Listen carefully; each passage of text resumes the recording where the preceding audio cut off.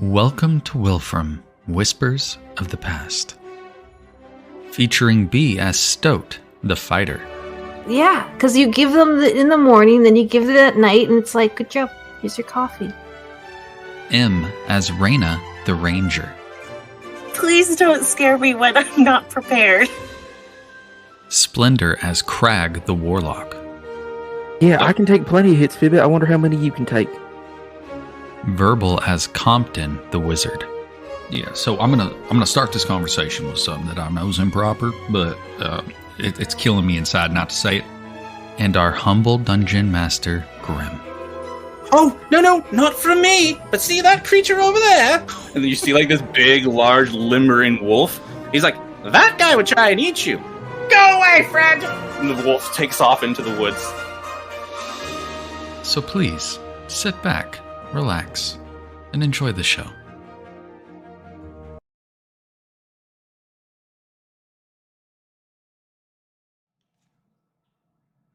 Hello, everybody, and welcome back to another zany night of Dungeons and Dragons. Yay! Where I don't know what Uh-oh, Grim froze. Guys, Everybody, Grim froze. Don't worry, we'll take care of this. Maybe. I've got a mouthful of nerds. I know that's not like the ideal choice when you're doing this. Okay, Grim's back. Maybe. Are you back? I'm going to turn off my camera because it seems to be my internet's being funky. Boop. Do it, man. All right. Yeah, I'm back. So, a resident dice roller, you're going to roll a d4, and the d4 is going to be for who has to take a shot tonight. Because we already know who has to do the recap for tomorrow. Oh my, Tomorrow. hell You mean yes! next week. Next week, yeah. That's a 4. That is a 4. And a 4 will be, hey, hope you got something ready there. So, Oh no. that's you. Yeah! None of that sipping Cheers. bullshit. Let's go! Oh. And Oh! it's done. Good job. Sean, I need another one. Oh, I love it. Right after that, you get to do this week's recap. Yay! Oh, Does that mean boy. next week is mine? Yep. Fuck. All right.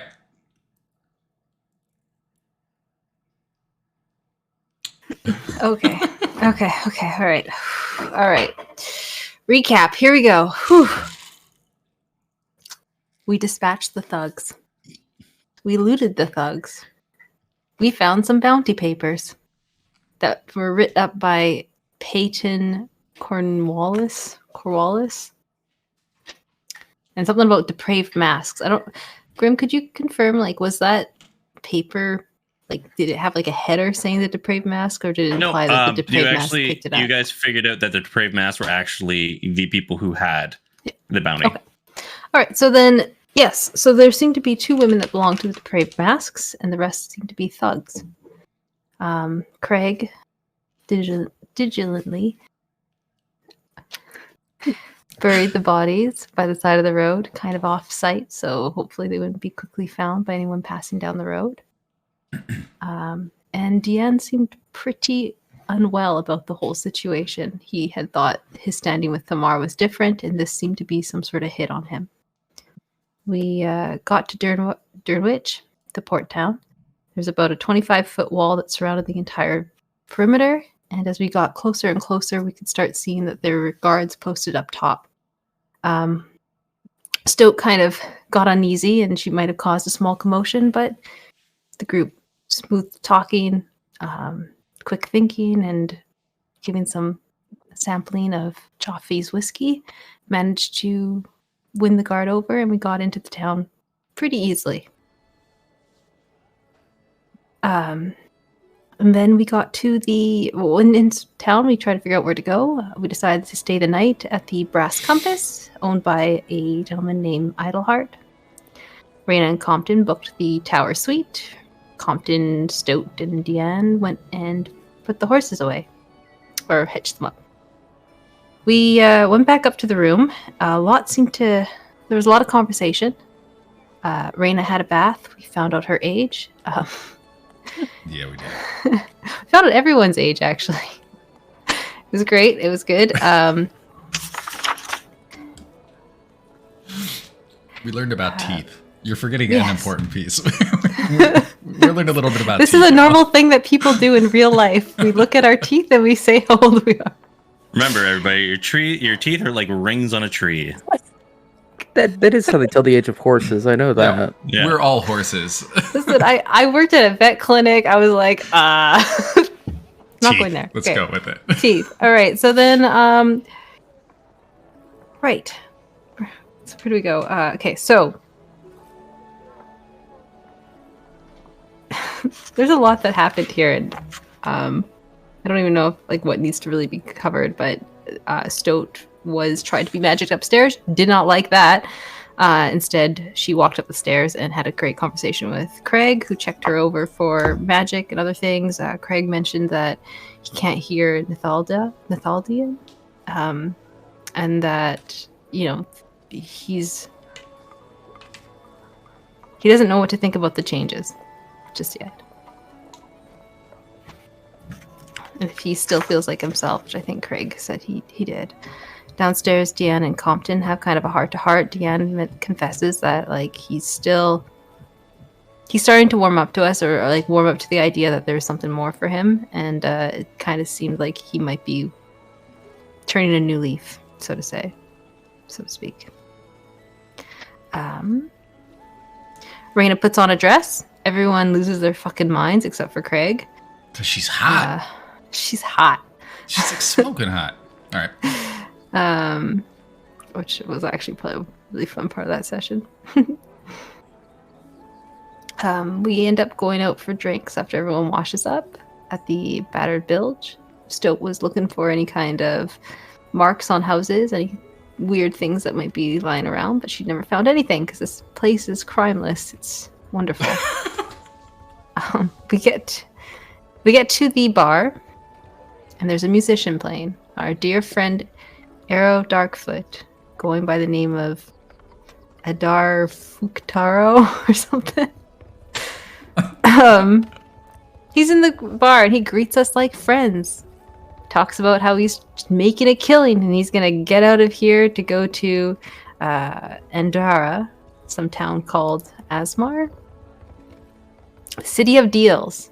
He actually mentions to Craig that there is something that he has and that he would like to make a deal with Craig, but we are not interested, and Craig kind of threatens Arrow, which doesn't go well. Arrow seems to be very powerful and kind of turns a threat in kind. As he's leaving, Arrow messages Craig alone, and in Craig's head he hears, "Tell Anfara she should have stopped me when she had the chance." And that's how we left off. And it was ominous and great. I have to, just an amendment, because I feel like we're doing a disservice when you say he sort of threatens Arrow, right? Because really what he said was, hey, it's not going to be today, but I'm going to fucking murder you. Yeah. Which is, I think it's a little bit more direct than sort of threatens. It was very direct, yeah. Yeah. Okay. I mean, No, there is no I mean. it could have been read a lot of different ways, I think. Sure, I don't- Where I'm from, that means that I look forward to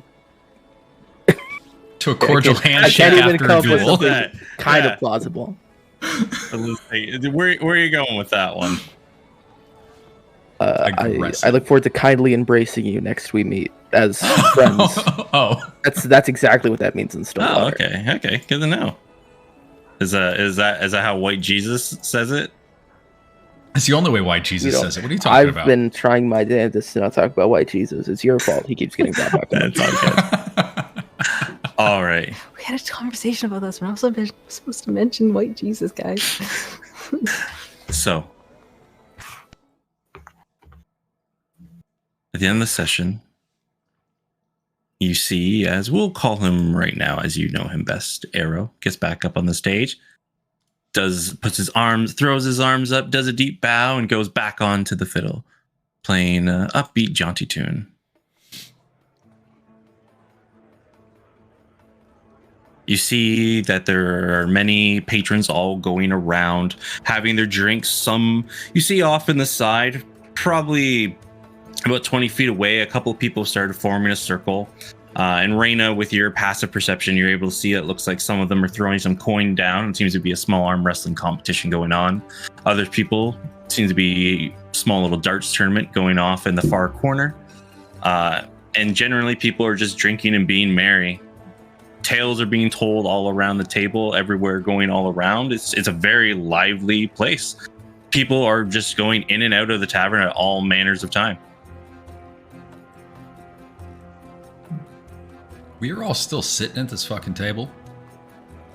Yep.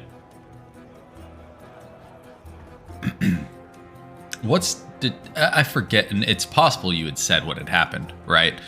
Deanne is with us. I think he didn't really respond too much. He just realized it was tense. Is that correct? Deanne just is very confused. Like he was doing his drink, just trying to kind of somewhat ignore the conversation because he didn't really understand what was going on. You were all very tense with the merchant who sold you a potion on the road.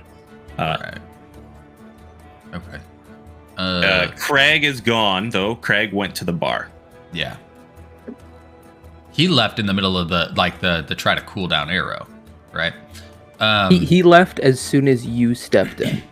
Okay.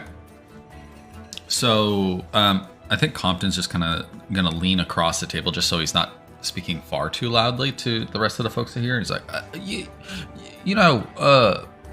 maybe we should get the fuck out of here. Like, Yeah, I agree. yeah. Is Banksy still on the shoulder? Roll me a perception check. 8. As far as you can see, Banksy is not on you. Got it.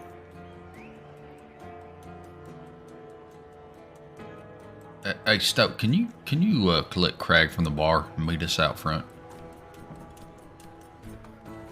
Stoat, without saying anything, scurries from the table and rushes up to Craig. Hey, she starts pulling on your ropes. In the time that he's been at the bar away from them, he has given the bartender 3 gold and instructs her just keep feeding him drinks, and whatever he doesn't drink, she can keep. Oh, shit. But he has been knocking them back as quickly as she will hand them to him. Roll me Constitution saving throw. DC 10. That's a 10. That's no problem. I got that. Okay. Looks like it's digital dice tonight. That's a 5. Ooh. All right.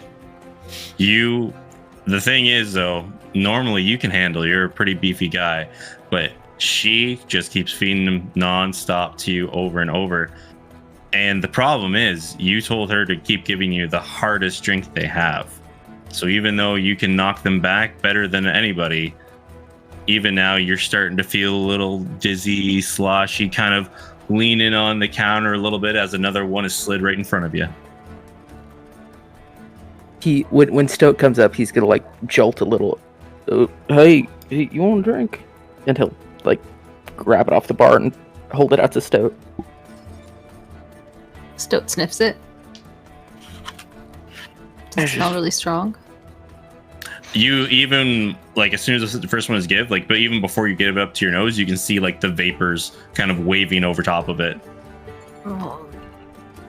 We gotta go. Come on. She fuses it.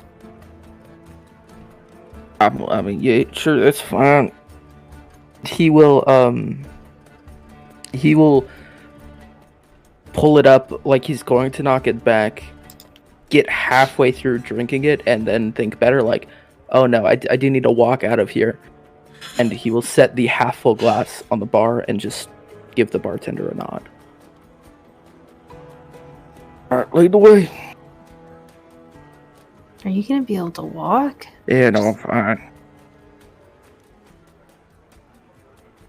She starts leading the way back. He's right behind her. Going through the streets? Or are you going out the bar? Did Compton and Reyna leave?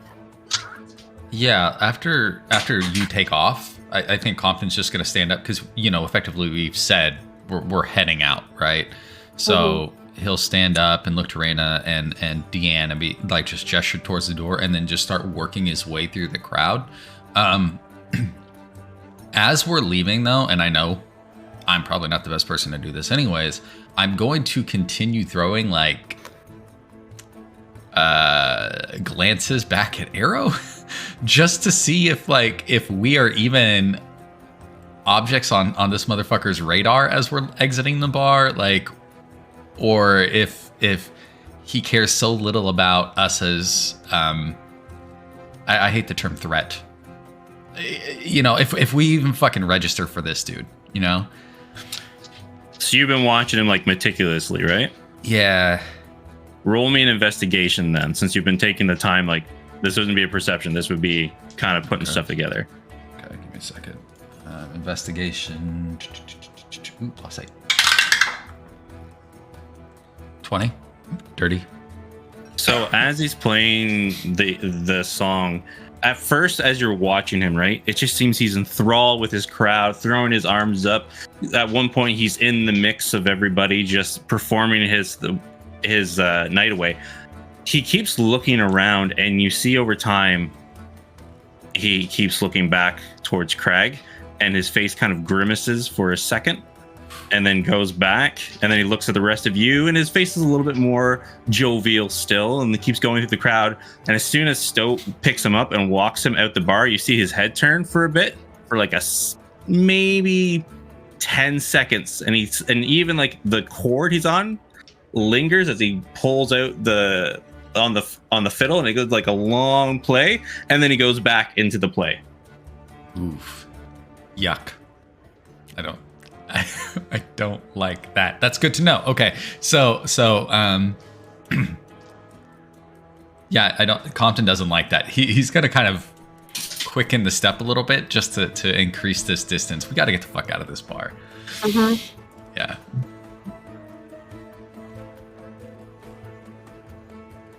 And I think once we're out, it's just a matter of, I don't know if Crag and Stoat make it out first or if we make it out first, but whoever's out first, like if it's us, we're just waiting, I think, a little bit outside the door. Yeah. For the rest of them, yeah. Mm-hmm.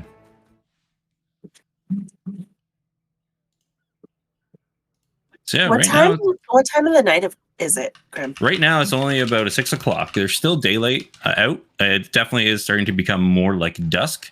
You're out on the docks right now. A lot of people seem to, as they've been loading up the boats and unloading them, many of the dock workers have started to settle down for the evening. The cranes aren't in full swing like when you first went in about an hour and a half ago.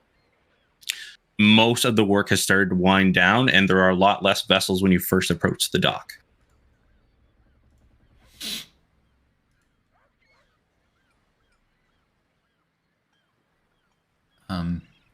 Are there people walking though? Oh, it's still very busy. Yes, people are walking all around down the docks. People are going into different buildings. Some are going into the battered bilge out of it. Other people just seem to be going about their daily tasks. Okay.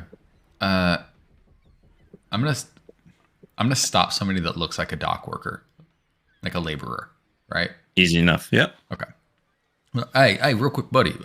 You got a bar around here you recommend that's not this one? It's a little too lively in here. We're looking for, folk that are grabbing a drink after work that ain't this place. Oh, yeah. The Sunken Siren. Probably the one you're looking for there. All right. Can you point me in a direction to that? Yeah, no problem. Just 1 second. Should see the map. Yeah. It's just on the opposite side here. If you go across the way towards the shipyard down there in the corner, the Sunken Siren's right by the fighting pits. A little bit more of a rougher crowd down there, but you can still get a good drink. Hey, that's what we're looking for. Thank you. And I'm gonna just like dig in my pocket real quick, and then I'll stick my hand out to shake it, and I'm just gonna not slip him, but give him a copper for his time, because I know this dude's got a real job. Yeah, he grabs it up, gives it a flick, catches it, and moves along his way. Gives you like that little 2-finger wave. All right, have a good one. Yeah. Fuck. I was so busy wondering where it was, I forgot what he called it. We'll find sunken it. siren. The shit. sunken siren. Okay. Yeah, we need to make it a thing where you just hang out with me, right? Because, like... Have I not been hanging out with you? Well, I mean, no, yeah. Yes. No? Yes. I know the answer. Where are these? Have you seen Craig? Well, he was back at the bar, but I think that Stoat was going to get him. So if they're not out in like a minute or two, we should, I guess, go in for a rescue. Yeah, we got to talk to him. That was an aggressive move, and Arrow seems really upset. And really, like, someone that we should probably not be fighting right now. Or ever, maybe. Or like possibly ever, yes. Yeah. Okay.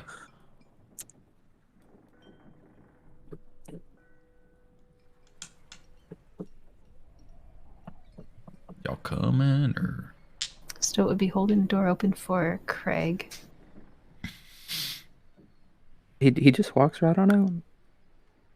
Do you look? I imagine he's swaying gently when he stands still. Mm-hmm. The world is currently not spinning, but you know that point where like you kind of touch your face, right? And it takes that moment to register that you're actually like pushing into it. You kind of got that numbness going on. Yeah, so he looks like he's feeling pretty good. Staggers and Hey, jags. Craig, you got it? Yeah, no, I'm fine. This is great. Going somewhere else? Yeah. All right. Let's go. Yeah, we're going to the Salty Siren. Sunken. Yeah, that place. And I'll go swimmer then. Yeah. Yes. Yeah. He just pulled in a random direction. No, this way. Okay. Raina will come over and take Craig's arm and lead him.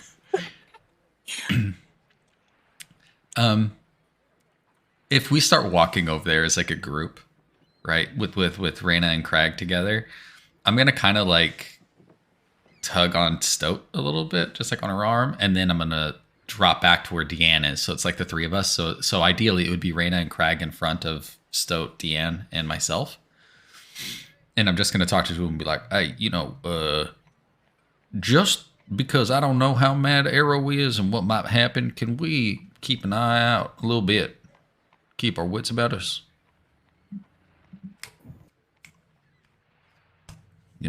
You two. All right, I can do that. Why? He got a real good deal on that potion. You know why?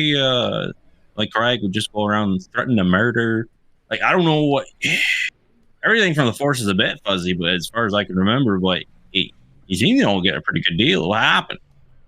Yeah, I think Craig had ended up saying something, and then Arrow said something about Craig's mama, and Craig don't like that. Oh, yeah, I'll do it. I'll do it. Yeah. All right, nope. Yeah, I'll keep an eye. Still looking confused at you. She knows very well that's not what happened. Yeah. Fine. Okay, so yeah, just keep an eye out. Hopefully he don't get too drunk because he's a big son of a bitch, and I don't want to carry him back. But we do need to have a drink. We need to wind down and have conversations. So this should be good.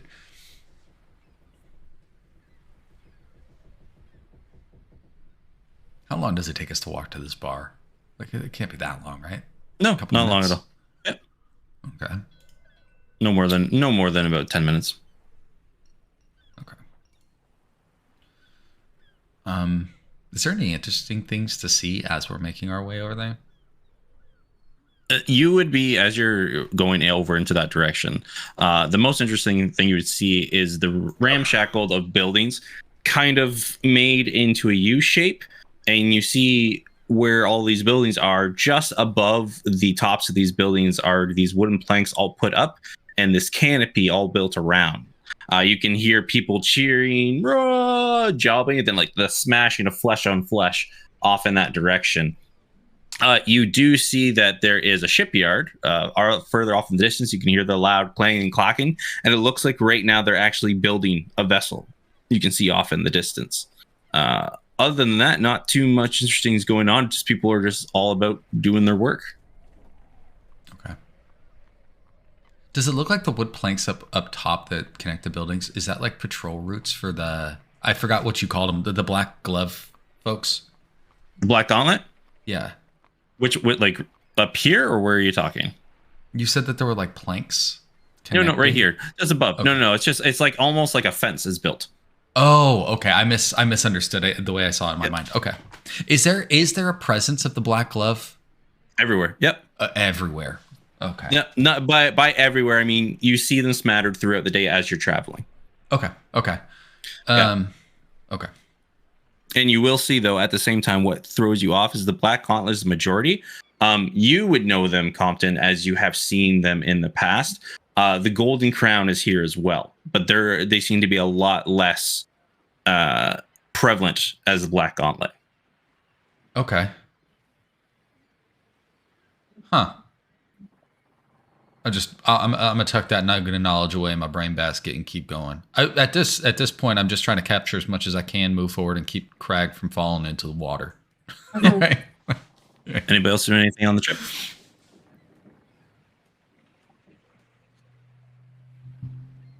No, I'm just gonna casually lead Craig and try to keep myself in between him and like any point where he might fall into the water.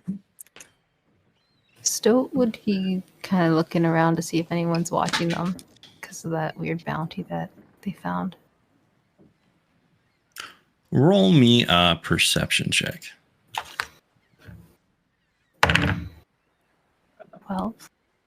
12. One or two individuals you will see, like, at first, they're standing there and they're holding a piece of parchment and they look up in your direction, but then they point off away in another direction and start walking away.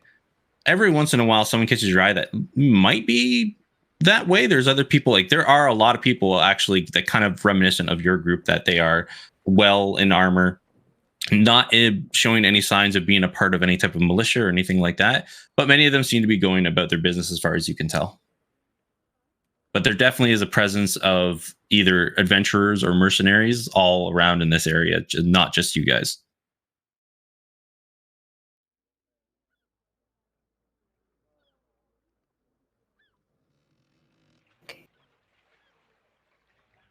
Blending it.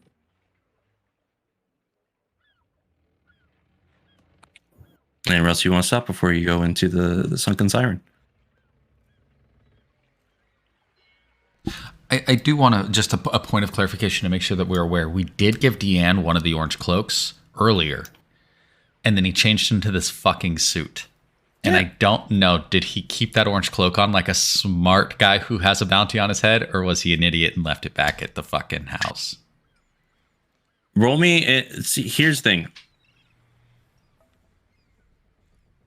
What would be the best way of doing this? Well, I mean, what would Deanne do? Yeah, you can tell. Like, here's the thing. No. This is exact. You can see it. Whoever.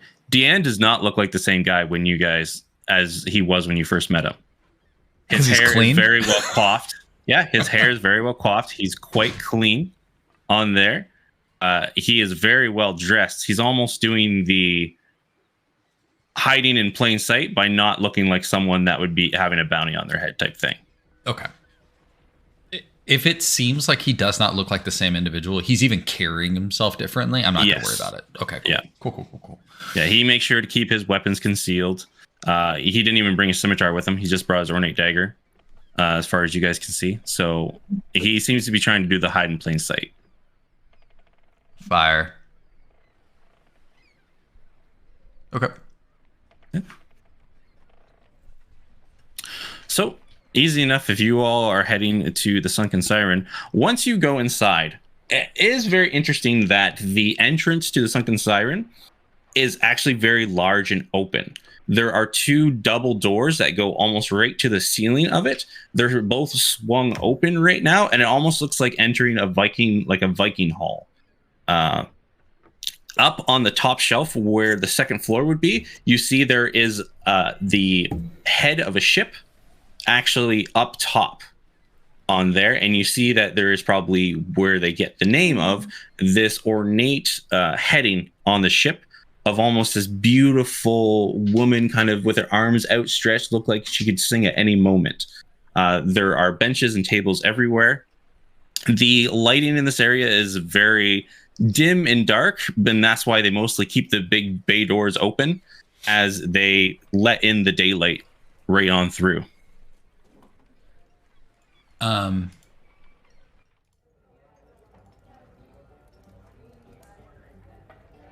So we can all walk in as a group because it's the big bay doors. Oh yeah, as you guys actually go in, there's other people that will be coming at the same time. Yes, still.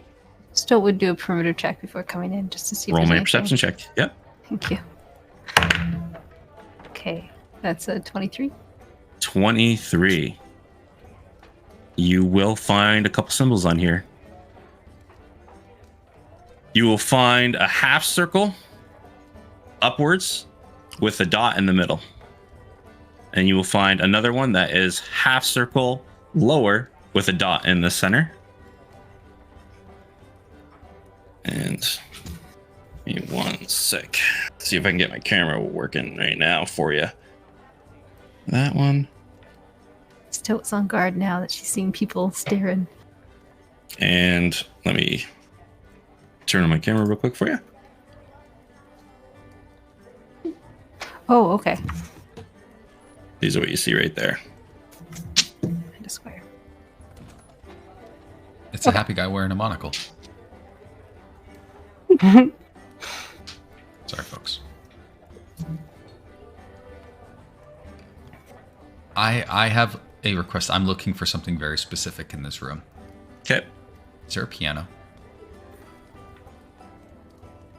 There is in the corner. It looks to be very run down. The pianos, like the keys, some of them are kind of tilted up awkwardly, but it definitely, there is one, but it looks to be either not in use or maybe playable, but probably out of tune.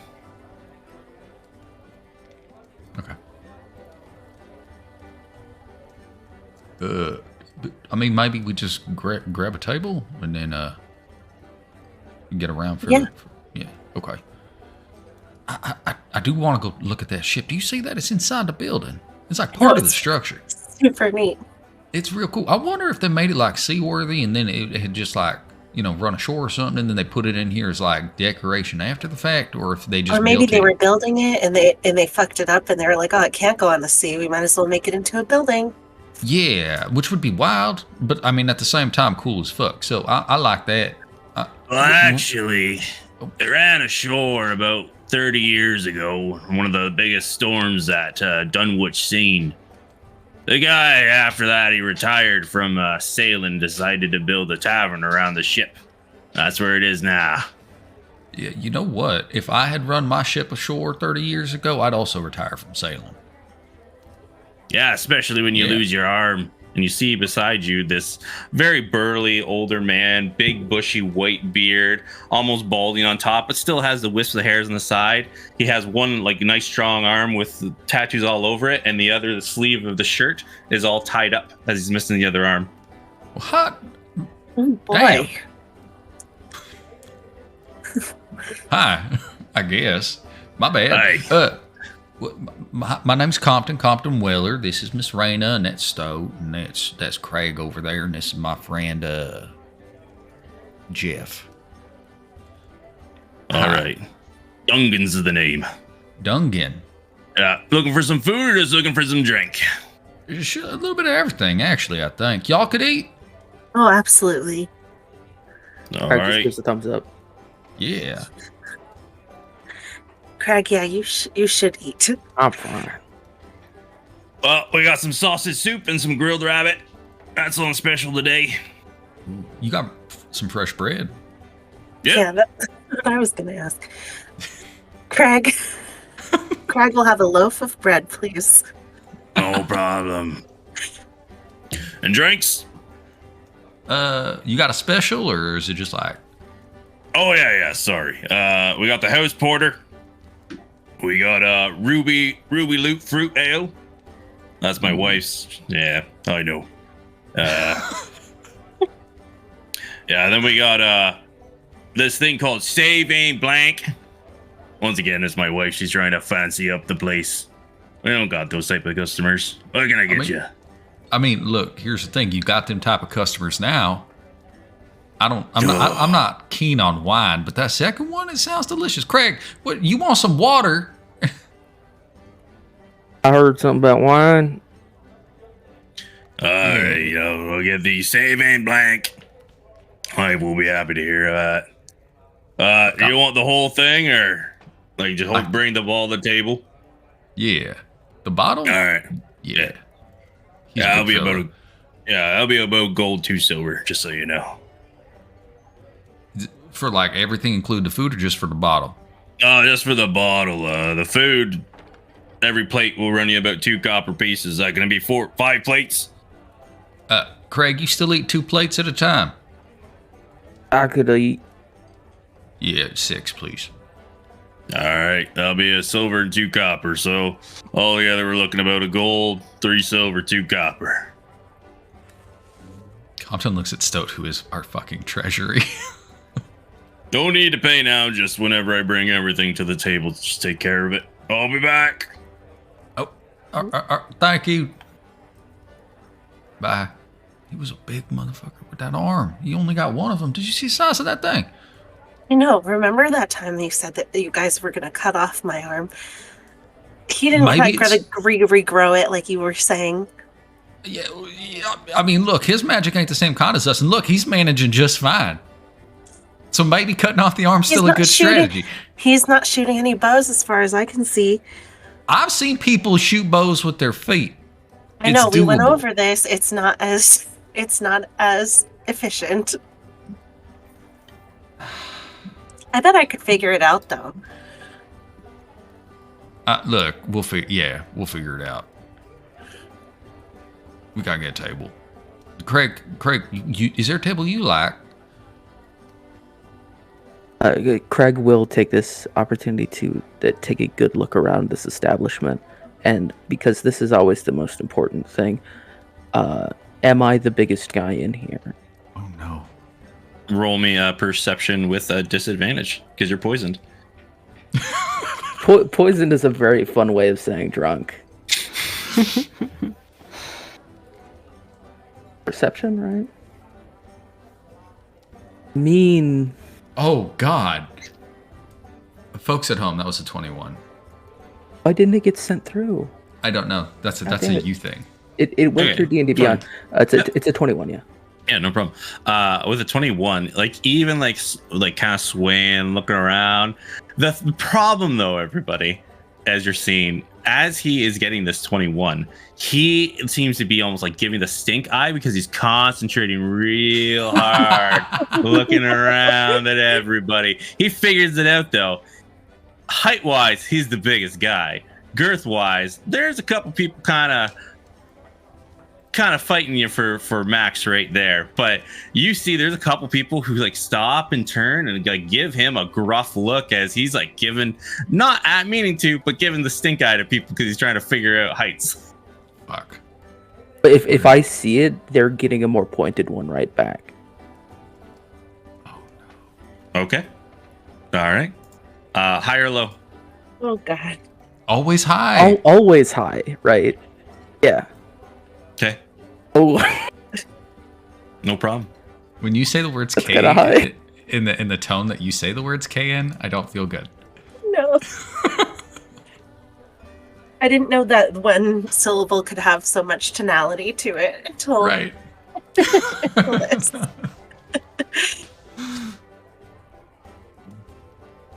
But because he was so focused on that, he does realize, oh, I was asking about tables. Didn't look at tables. Oh, yeah, I mean, any of them fine. Oh. So go sit down then. Folks around here don't seem too friendly. Yeah, I think it's the I smell shit look on your face. Can you go sit down? Let's go, Craig. Come on, we can sit down together. Like, I imagine this entire time he's remained like attached to Reyna because he Yeah. hasn't stepped away. But as she starts walking away, he just follows. She's still got him by the arm. Then she'll bring him over to a table and make sure he gets sat down without falling over. Thank you, Miss Reyna. Of course, Craig. Anytime. Yeah. As you sit down, you see at one point, well, as soon as you guys sit down, you hear one part of the bar like erupts in a cheer, like, hey! As you see two individuals enter into the bar, and they have like tied to their waist, looks like two like heads on them.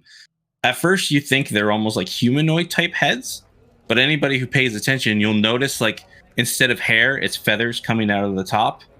And then instead of where the nose and mouth would be, there's like a little beak. Anybody who's interested could roll me either an Arcana or a nature check. Arcana, por favor. I'll do a nature check. Okay. Arcana, por favor. Still would be interested too. Yep, for sure. 18 plus 11. 14. 29? 29. 9. Yeah, so Compton, these are harpies actually, heads. Oh, shit. Yeah. We're near mountainous type regions and very, very dense forests where the trees are rather high. They mostly set up their nests and homes. While they are usually not threats to civilizations, if they become agitated, they can become aggressive. So you see these two individuals come in. They're carrying these heads. Part of the group is like cheering and clapping and kind of rabble rousing. They're throwing up their arms, doing a deep bow, and go on back further down into the bar and sit down and start having drinks. I think Compton gets excited about the opportunity to share some lore, right? And he's like, "Oh shit, y'all see that? Them's harpies heads. They're kind of like, you can find them around regions like this, especially mountainous and whatnot. But usually they stick to themselves, and they don't really mess with you unless you mess them back. So I think they might have actually went out and hunted them." Yikes. Yeah. Is harpy meat good? No, you don't want to eat that. That's like trophy hunting of sorts. And with the 29, you do know that while their meat is kind of like humanoid meat, there are a lot of alchemists that kind of use them in aphrodisiac type ways. Rhino horn? Are you telling me this is motherfucking rhino horn? Some Grim, people this is grind fantasy down rhino their horn. beaks. Some people grind down their beaks. Others use their livers. Some people use them for stuff like that. Can't get away from it, y'all. ED exists in all worlds. Okay. Yeah. He's not gonna tell Stoat this because I don't think Compton doesn't think Stoat cares about the magical components of a harpy. I think the question regarding can I eat it is as far as it goes. He's like, nah, it'd be like eating people. You don't want to do that. Then he looks at Craig a little bit. Craig is looking at these two individuals who just walked in. He couldn't care less about the harpies. He wants to see the folks. How intently are you watching these folks, though, Craig? This is my question. I mean, I think that because Compton had mentioned the look on his face, he's trying to be a little more aware of that. Okay. But he is looking at them quite intently. Okay, roll me a D100 again, high or low. Oh, I'll say high or low. Always high. I mean, it is always high. Okay. Still kind of high. All right. Yeah, you see, if you're staring at these individuals, you roll me a perception check if you like. At disadvantage still? Yep. Still poisoned. Forever and always. 9. Nothing really sticks out to you about them. They just look like two people. You can see their swords. They're wearing armor. They just seem like well-equipped individuals. All right. That's more than enough for him. Yeah. And you'll see as you guys are having this conversation about Hardy's, this woman in a very nice barmaid's outfit. She has the blouse with the pushed up corset and the dress. She's an older lady, and she has this beehive, crazy nest of hair spouted everywhere. It was pulled back, put into a ponytail, but her hair is just so frazzled that it just expands out wide. She has rosy red cheeks on there, like just wrinkled skin, but very tight and leathery and tan, probably from being out in the sun a lot. She's like, My husband informed me all that you are quite interested in the wine selection. This is a Scandin Malo mink. Please enjoy. I told him this would get us more refined customers. I'm so happy to have someone like you all. Those people over there, she points at the two with the hoppy head. We get their kind all the time, and I'm looking for more.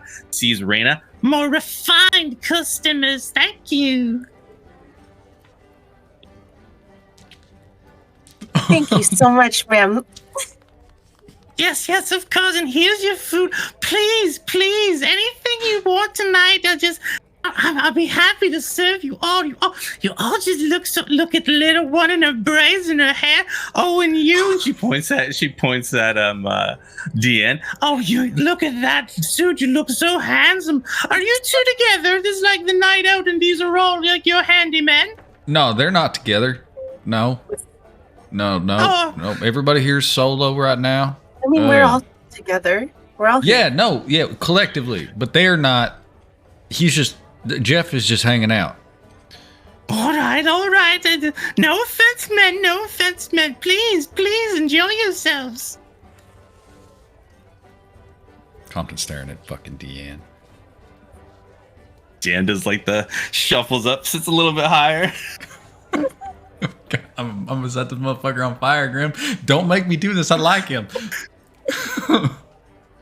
Okay. Go ahead. Nope. Anybody can go. Okay. Is our table kind of like there's people around, but could we have a conversation without it? Like, if the music is loud, people seem to be having their own conversations.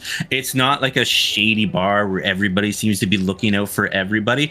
It's a very like do whatever you want type bar, sit wherever you want type thing. If you all kind of just keep to a hushed conversation and try not to draw attention to yourself, you should probably be okay. Okay. When she sets down those beverages and things like that, Compton is going to pointedly ensure that Craig's bottle of wine does not get to Craig yet. Yep. Okay. And once she walks away, I think I'm going to just kind of like lean over to him and be like, hey, can we talk before we continue our libations of sorts? I don't know you that well. To talk? Libations? What's that one mean? Oh.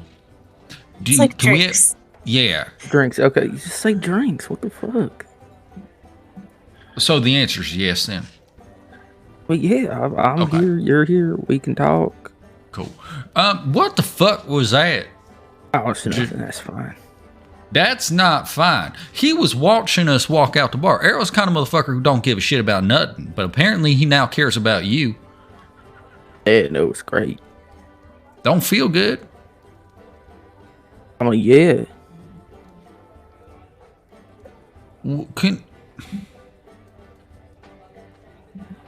Can we maybe like, because we are now together. We are a contingency. God damn it. We made a name. We're a group of folks who travel together and we do things together. Can we not like, jump to such rash I don't want to call it a conclusion because that wasn't what it was, but you know what I mean. Thank you. Thank you. I mean, if me saying yes makes you feel better, then yes. It would make me feel better if you meant it, and the way you said if I say yes means that you don't. It's fuck it. Okay. Look, all I'm trying to say is we can't. I'm sure most of the time that shit's gonna work, right? Like, and that's the problem. Because I know that most of the time you can do that and it's gonna fucking work. And so it's not like I can be like, oh, you shouldn't do that because we're always gonna get in trouble. But when it doesn't work, it's bad for us, right? Yeah, no, I mean, it's fine. I don't think that we want to have this conversation now. I think that the specific sort of talk we need to have is not a talk with, and he will look at Deanne and stare at him for a good 15 seconds. I don't think this is a Jeff talk. Yeah.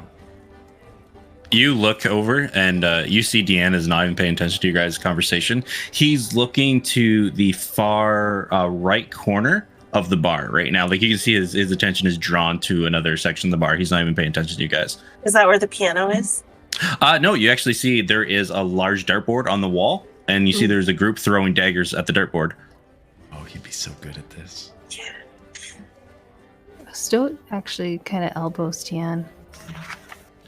Hey, I got a question. Oh yeah. Sorry. Yeah. So, what is it? Her finger, she traces the upside, like the lower half circle, the dot in it. What does that one mean? Do you know it? I do. But here's the thing. I'll teach it to you. But you see that over there? And he looks at the dartboard. I seen you use the daggers. How would you like to do the fail and win with me real quick? Yes.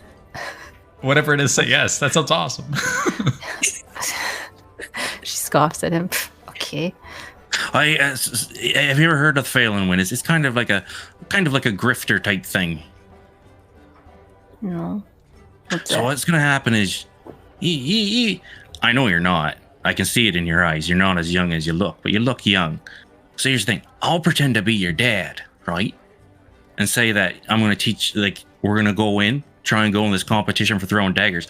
I'm gonna lose real bad, right? And then we're gonna double the bet afterwards. And then you come in and rack it all up. How's that sound? Yeah. All right. Okay. All right. All right, yeah. Does there anybody mind if I steal soap for a quick second? Go right ahead. Was that conversation loud enough? Oh, yeah. Okay. I mean, look, not only can you steal her, if there's something we can do, because that sounds like fun.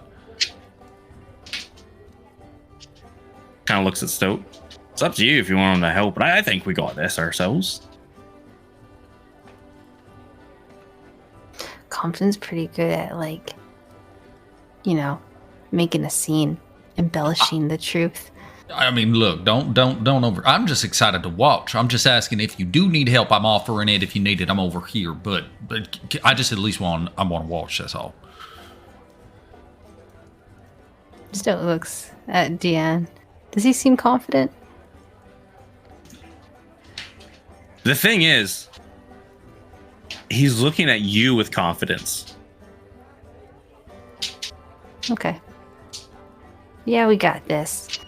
That's the problem. I'm the one who's gonna lose there. So it's all on you to clean this up. I'm the one that raises the bet high. You're the one that wins it all. All right. I can do that. I just gotta hit the bullseye. Is that where I hit it? No, if you can hit the bullseye every time, that's even better. But let's just try and go for the max points as possible. What's the max points? Is that the bullseye? The bullseye, yeah. Let's just aim for that every time if we can. Okay. All right.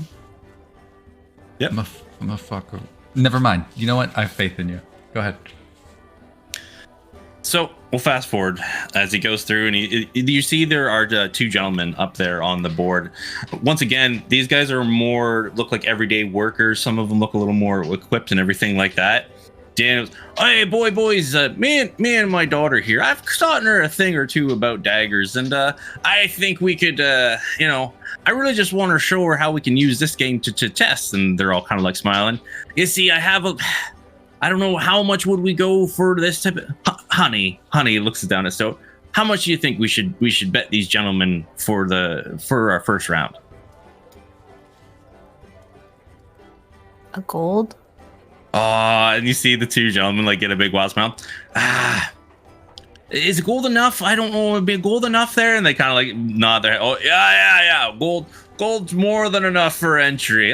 Well, really, if it's not going to be enough, maybe 2 gold. And they're like, yeah, no, 2 sounded just about right. It's like, okay. Here, hon, I'll show you how it's done. And you see he goes up and he throws the daggers. The other guys are throwing the daggers real good. But you can definitely tell Deanna's like pulling his punches. Oh, takes two gold coins out of his pocket. You know what, boy? Just a bad day. Just a bad day. You know, and how would you like a turn? I don't know. Two just didn't seem enough for this type of friendly competition. What about like maybe 7, 8? How about that, guys? Maybe we go up to 8 gold pieces, see how we go from there? They both start chuckling. Oh, yeah. You know what? Because it's my daughter's turn, how about we go up to 12 and I'll let my daughter throw? The two bullet guys just have a huge, giant smile, and they agree to the bet. All right, sweetie. Okay. So it just looks like Wednesday, but blonde. Just like, Yeah. yep. She grabs the daggers and throws. All right. So, what is just you're gonna roll your attacks, and they're all based off of what the AC is for the dartboard of how many points you get, and then I will roll for the other individual. Okay. All So right. throw 3 darts, so your daggers, because you're actually using your daggers. Okay. Give me a second. I'm just gonna get prepared for this. Yep. So 3 daggers.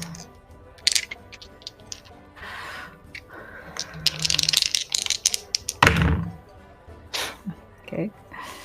It's not cocked, is that? No.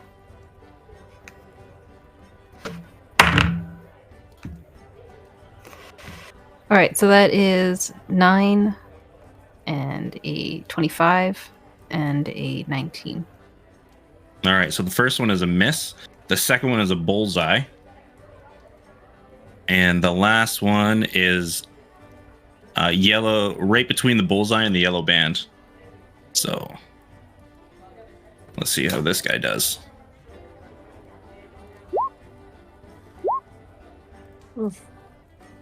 So he got yellow. Sorry, I'm just making sure I'm supposed to be adding my like modifiers and stuff, Yep. right? Yeah, got Yep, 100%. This is your skill. So you got 8. You got. Oh, nicely done. So you see, with him, the first one he throws right into the yellow band, just like you. The other one right off the board, and then he's lining up real close, and it's swinging. But it's almost like your dagger that was in the bullseye just pushed his off into the yellow band. And then he goes, "Oh, sweetie, you did. I can't. Beginner's luck, everybody." And you guys win a total of 24 gold pieces. Here you go, sweetie. Here you go. And he hands you down some. What do you have to say to the nice gentleman's? Thank you for your service. She just walks away. You see the other guys. Or good to be of service, maybe instead. Yeah. She got the money. They just like mumble, grab their daggers, and are upset. Yeah, nicely done, Sue. You won by 2 points. Oh Jesus. Yeah. You got an 18. He got with it because you're bullseye. You got 18. He only got 16. That miss. I rolled a 2. While these two are having the darts competition, anybody else doing anything? I gave Craig that bottle after like that conversation wrapped up. I did just hand it over to him, so he does have that. Did she give us cups as well? Oh yeah, she gave you cups with the wine. Yep. Okay. As it's going by, Raina will pour herself a decent cup and then hand it to Craig.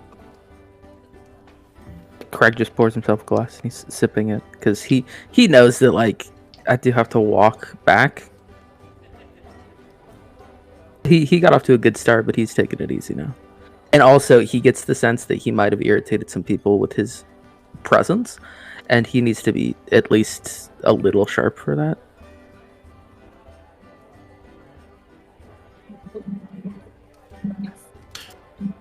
Easy enough. And if you're all just having your time drinking, time will pass. You'll notice that the older gentleman will be kind of like crocking in his armpit, this like candle lighter, and he'll go around to all like the high hanging lanterns, and we'll start lighting them up as the sun is starting to set on the outside. As you can see, the light from the big opening where the double doors are, the light is starting to diminish.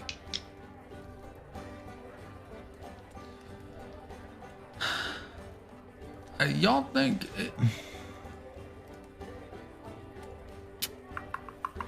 Do you think it's worthwhile asking around who that Peyton Cornwallis is, or you think that's something we just... I think it's better if we just keep an ear out, because we don't want word getting back to him that people have been asking about him. Right. Does anybody want to listen out for that name? Yeah, I will. Yeah. Roll me a perception check.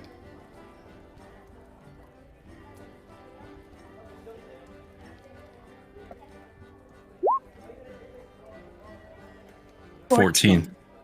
You will hear around with it. There are a couple individuals who are talking about a new bounty that's gone up on the town hall board. And it does specifically say for Deanne Gray. And it was calling out for the Peyton for Peyton. Let me grab up all the for Peyton Cornwallis. A couple individuals are in the back just talking. As you see that new one up, Deanne Gray. Peyton Cornwallis, 500 gold pieces. Yeah, I looked over there yesterday. There was nothing. That plastered. A whole bunch of people already started grabbing that one. Yeah. 500 gold pieces. Gonna love that type of thing. Oh, should we set out on the road? Yeah. I heard from some of the people around town. Probably covering the road is gonna be your best bet. They kind of pick up their gear and start walking out the door. Yep. Yeah, and then when I hear that, I'm gonna, in a lower tone, relay what I heard to the group. And you think that it might be advantageous for us to stop by the town hall and kind of grab up all of those at some point? Maybe without Jeff? Yeah. So here's the thing I'm thinking. Let them look, right? Because that means they're all leaving town. Right? Yeah. And he's in town, so it kind of helps, I guess. I'm more concerned by the fact that it's on the board, meaning that it's like a legal thing. It ain't just some huckster doing it from his basement with ill-gotten funds. You know what I mean? Well, we don't know how. We don't know why he has put this out. It could be that he was paid some dirty money to put the bounty up. Did we pass the town hall board when we walked into town? Like, would we know? You did not. I can show you where you guys have traveled. You have not traveled there yet. It's actually pretty close to where you all are. So way you guys have traveled is you went like this. Yeah. Okay. And then you went like this, and you went like this. You've literally the only place you have not been. Okay. That's track record for us. Okay. I got an idea. Yeah. Who's got them papers? Can I get one of them papers? I gave them to you. Oh shit. Okay. And I'm gonna open up the bag. Pull out one of the two because there was two of them, right? Yep. What was the bartender's name again? Durgan?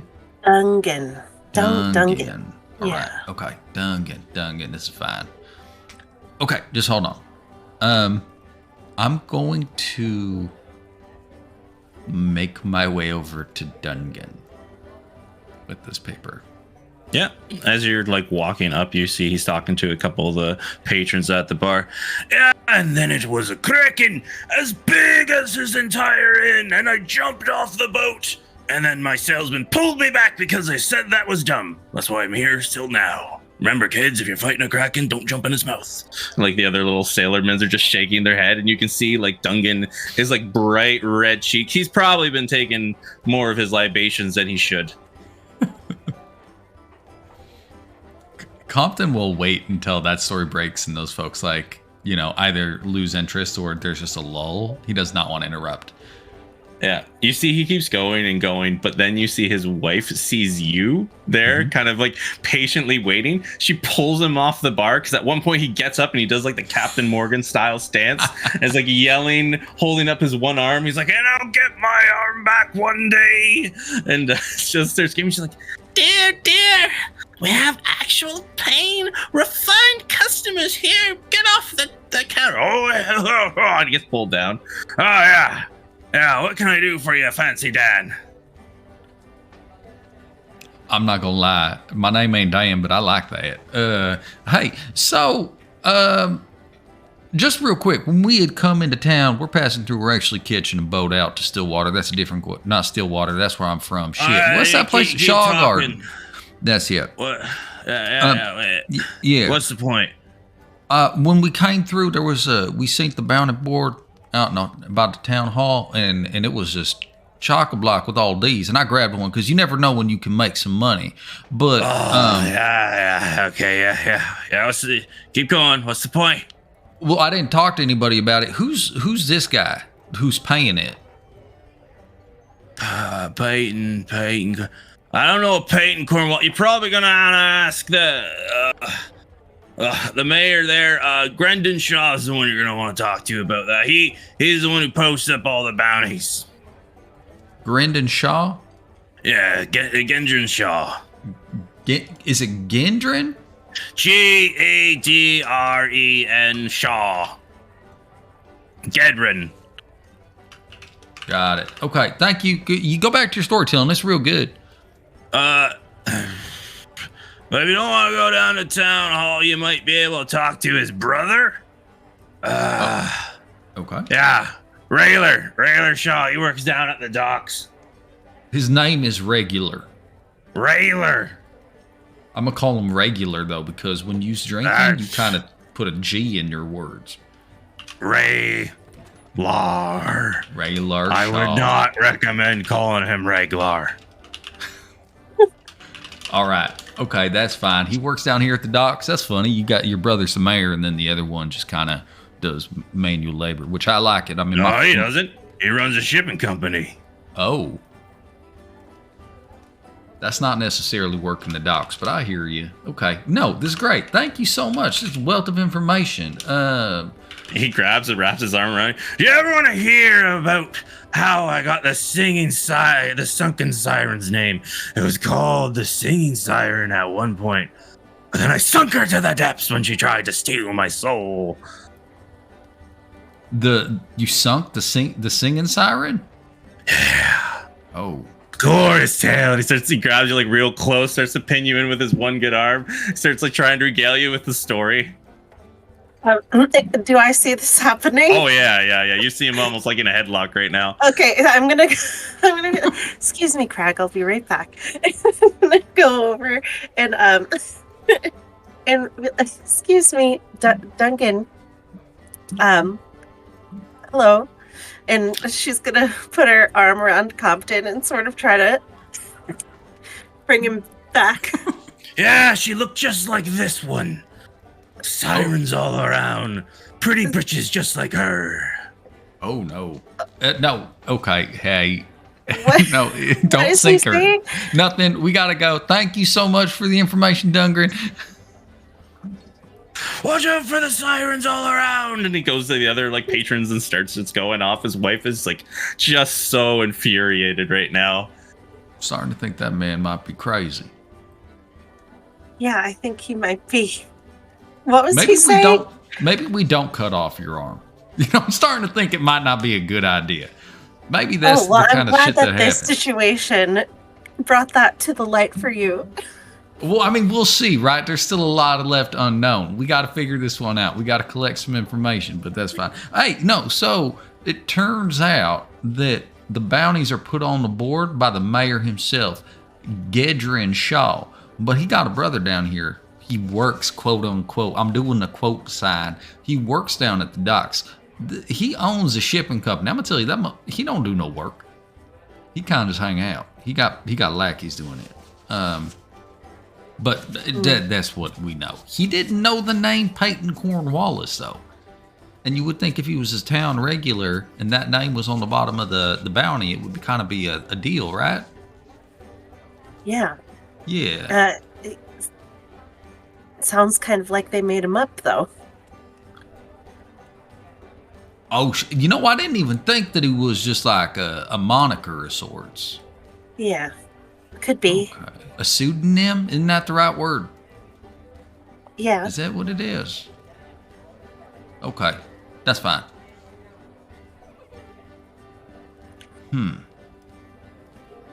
It don't matter. Deanne's fine.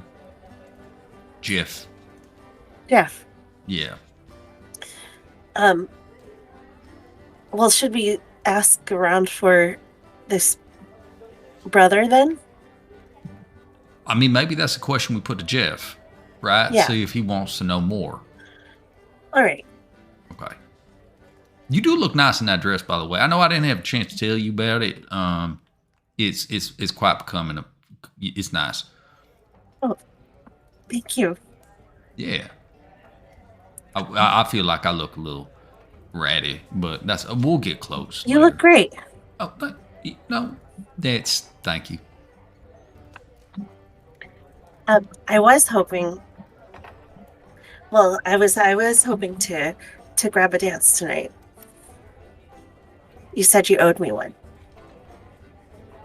No, I do. Yeah. No, that sounds great. No, yeah. I mean, we could do. Did you see there's a piano? I did. Maybe we can get Jeff to play piano. Yeah. Well, I'd like to see that because Craig said that Jeff's real good at piano, but we haven't been able to see him yet. Has Deanne been drinking, by the way? Like, has he been drinking at all? Yeah, he's been drinking the whole time with you guys. Like he's not going to town, but he is social drinking with all of you. Okay, cool. Okay, so maybe we should ask him to play the piano. Yeah. Okay. We should have Stowe do it. They got do you see how close they are now? I know, it's so cute. Isn't it though? Or maybe Craig, because apparently he'll do whatever Craig asks. We should do that. Well, I could ask him. You could do it too, yeah. Mm-hmm. Okay. So that's plan. We're gonna see if he'll play piano, and then we'll dance. Yeah, that sounds great. Good plan. Nice talk. Yeah, good talk. So while they're walking and having this talk, Stoat and Craig back at the table with Deanne, what are you all doing?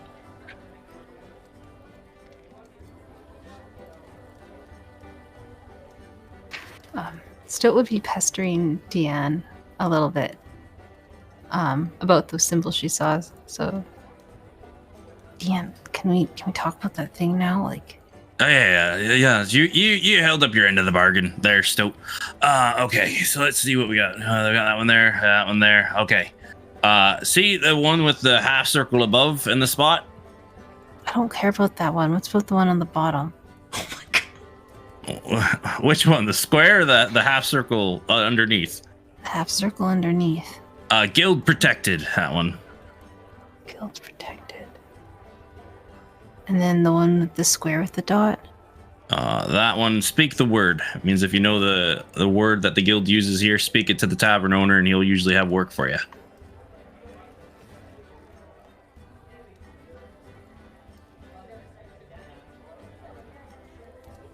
That makes sense then.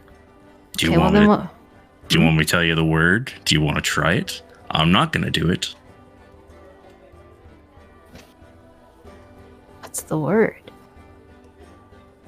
Sunken vessel. How do you know that? You do remember I knew what came here, right? That's what I'm talking about. That's why I want to know these two, because I've seen them before in Corsten. Okay. Which one do you want? Well, I got the ones I want from you. I would like to know more, but do you think these guys are working with the guys in Corsten? Are these Thamar people? Could be the Mars people, could be another organization. I just know the one that I would use for working with Thamar, the Blood Barons. It's probably other words for other guilds if they're working with anybody else.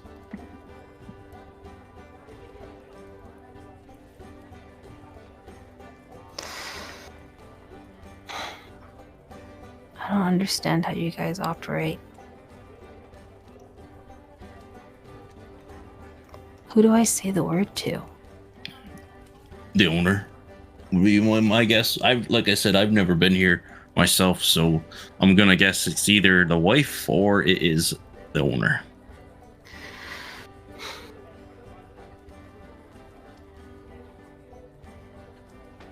I saw people staring at us when we were walking here. At least I think I saw them staring at us. They'd look and then kind of look past us, you know? Yeah.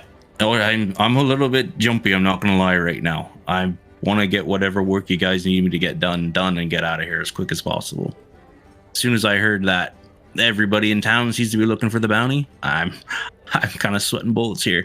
I'm doing real nice. And you see at this point, he's actually like took in the food and purposely smattered on his face, and he's covered up the scar that's like imprinted on his cheek. He just made it look like he's a messy eater, but he's purposely was covering his scar. I want to get out of here too. I'm not going by myself. Stoke kind of looks over at Craig. Craig, what are you up to? Craig is fully just vibing. He's still kind of like idly looking around, just like everybody has left, and it's probably not the best idea that I go wandering around myself. So I'm just gonna chill here. Hey, Craig. Craig? Yep. Do you want to go home? I assume you mean back to the inn? Yeah. I mean, I don't know. I'm getting... I don't like being in towns like this.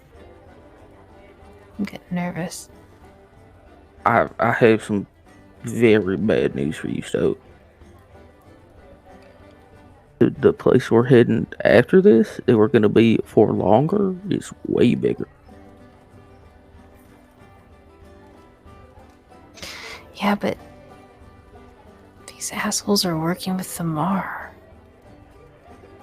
I mean, I'm sure that there's assholes doing that in Shaw Garden too. You're gonna find assholes just about anywhere you look. Stoke sinks back against the chair. I don't know for sure, but as far as I know, actually, he's been trying to get a foothold into Shaw Garden for some time, but I think he's had no luck with that. Why's that? What makes Shaw Garden different? Territories type thing. There's people already inside there, and it's hard to move on other person's territory.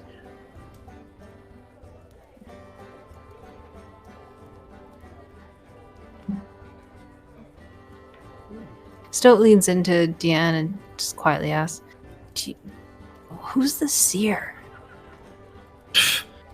No idea. At this point, I would assume Raina and Compton, you would be back at the table. Mm-hmm. I don't know, so I can't ask that question. I know he's someone that Thamar fears, so that's someone I don't want to know. Hey guys, she says to Hey, join the table. How did the competition go? Quick question before we continue. Craig, what did you do with the pair of glasses? They are in my bag. Okay. They're still in the well, I say still. I put them back into the bag that Okay, just making sure. What's his name gave me to them in. Sounds good.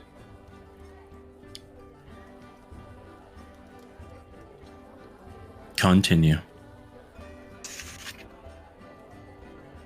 Yeah, how was the dartboard? The darts were a little light at first, but I got the hang of it. It's good. Got some money from it. Good. Deanna, a little quirk smile.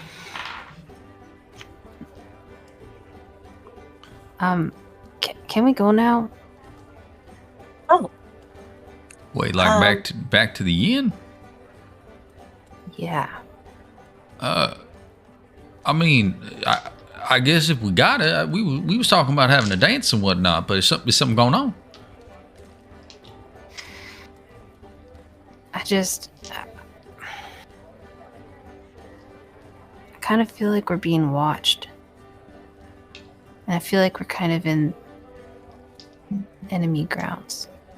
Oh no, okay, that's fair. You know, that's probably smart, right? Like we're out here with Jeff. Now that I think about it, like thoughtfully, we probably shouldn't be. We're being a little brash. I don't know. I guess maybe we do go back. I don't know. Craig, you want to go back? I don't feel any sort of way about it. Fuck. let's You know, just I head mean- back. You guys haven't even done the letter thing anyway. Yeah, that's right. We gotta get our work done. Okay. Okay. Let's head back. Let's settle up. What was it? It was like a gold and 3 silver, something like that. I got it. Okay. And I'm adding like 12 gold because she would have split the gold with Deanne to my inventory, Grim. Yeah, that's fine. He'll actually. Oh no, I only lost 8 gold. You're gonna keep the rest there still. Parting gift.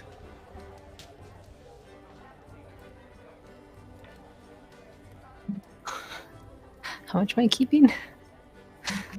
Yeah, so you would be getting 16. Okay. Oh, okay. And then she'll pay what was it, 1 gold and how much silver? 1 gold, 7 silver, 3 copper pieces. Okay. She leaves that on the table.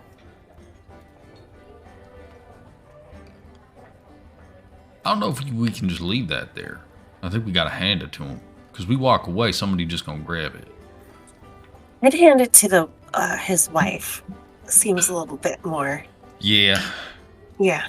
Are you all like kind of like doing that whole shuffle, like stacking your plates type thing? Like you look like you're getting ready. Yeah. Getting ready to go. Yeah. As soon as you like she starts seeing that, you see the woman like scurries over your table. Oh no, you're not all leaving, are you?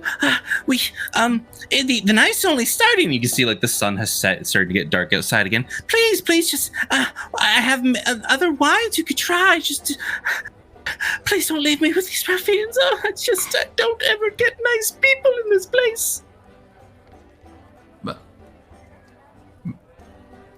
this is really unfortunate, ma'am. Like we just have to go. It's not a matter of like being convinced otherwise, right? Fine, but please spread the word that it's a nice place. We offer nice food and drinks. I mean, the food and the drinks were good. That's true. Yeah, we'll tell people. I think though, if I'm going to speak a little bit out of turn, right? But I don't think the problem is necessarily the clientele. You know what I mean? She looks back to her husband, who now has like his pants like halfway pulled down to his butt. And this is where a shark took a nice big chunk out of me. Yeah. I know. He's a dear though. You know what? He seems like it. You know what you do? You got 2 floors. Right? No, they don't. Oh, I thought you said the big ship was up on like the second. Oh, it's open. It's a big open. Never mind. Okay. Yeah. You know, trick is maybe just invest in a second business, I guess. Let him keep this one and then have like a nice restaurant next door. Let's have a big sigh. All right. You can settle up. And she kind of like, she writes down a piece of paper, hands it to you, and just kind of like waits for a second. Still gives her the money. Thank you. You've all been a dear. Have a good evening. If you're staying in town, please come again. Oh, yeah, for sure. Absolutely. She scurries. She like walks away, kind of like the slump, disappointment look as she kind of like goes back to where her husband is. Compton is visibly just shaking his head like, oh, this sucks for her. I'm leaving, though. It's like, oh, no. Mm-mm. Stoat's looking around the table really quick, just eyeing everybody, and then she's fast walking out the door.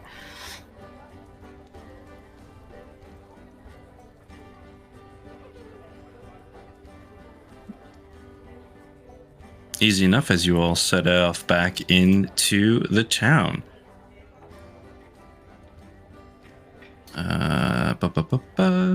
One second. There it is.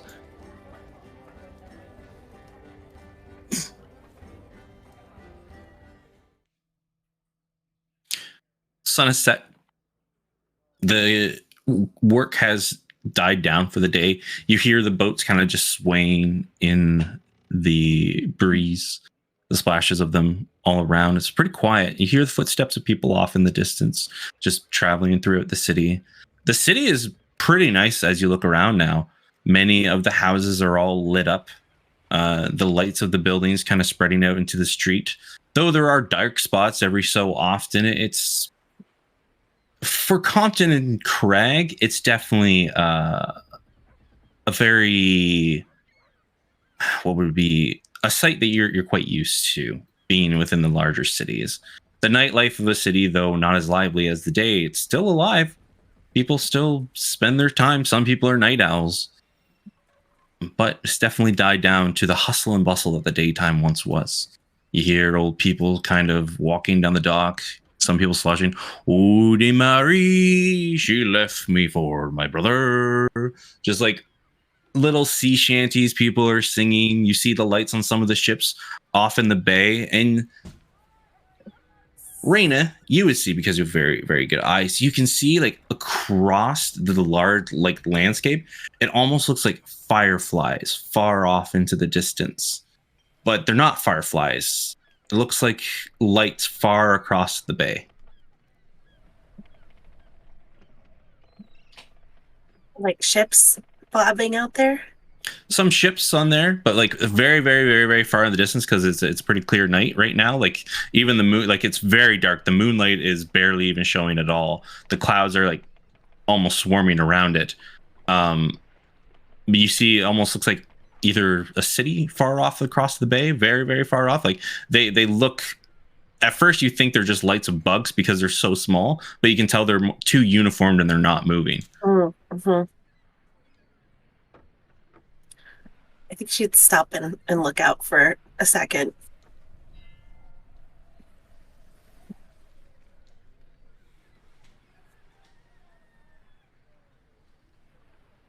Can I see like can we see like the outlet to the big ocean from here?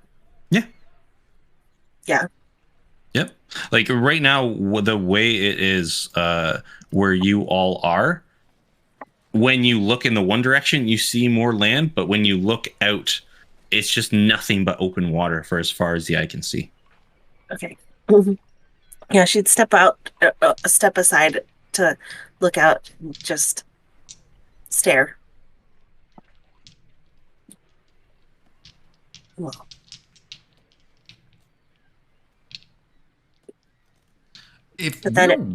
I'm sorry, go ahead.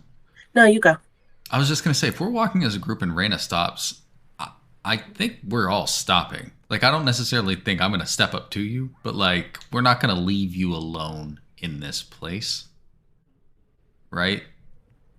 Is that, I mean, and I probably am not going to, I shouldn't speak for Crag and Stoat, but like, Compton would not feel comfortable leaving anybody alone in this city right now. Crag absolutely stops, but he's like, it's part like the group has stopped moving, or at least a part of it, and part like, this is kind of nice. Yeah, okay.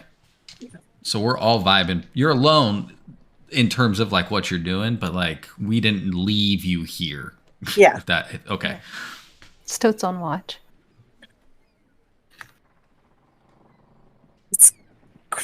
crazy. Guys, look how... I think that's Shaw Garden over there.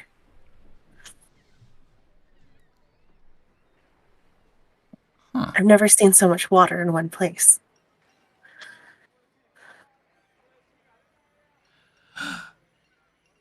You get used to it. I don't know. It seems like you'd be exposed up there. Compton takes a step further away from the water. Oh, yeah. Yeah. All right, I guess we shouldn't stand here for too long. You should take the time you need, because it is an experience for sure, and it is nice. I mean, it kind of reminds me of home a little bit. Right, Craig? Don't it feel a little bit like home? Yeah, closest I've had in a bit. Yeah. That sound will put you to sleep. I could see that for sure. All right, let's head to the inn. All right. A couple of things. Stoat, you said you're taking, like, as they're doing all this, you're taking your time, like, looking all around you guys, right? Yeah, so it's just making sure no one's coming up around. She's Okay. just on guard. And you're in a lit area, right? Yeah. Or no? Okay. Under a lantern, maybe? Yeah, you can roll me perception with advantage then, because you're taking your time. And that they're having this conversation. Okay, that's a... What math? 21. Okay. Before I go to that, Compton, as you're like looking out and you have that moment where you step back away from the water, you feel like this twinge in your chest. Just like this sinking, sunken feeling for a moment in there. You kind of can't help but kind of like grabbing up to it and holding on. And when you hold up to your chest, because you haven't for a long time, you don't feel a beat.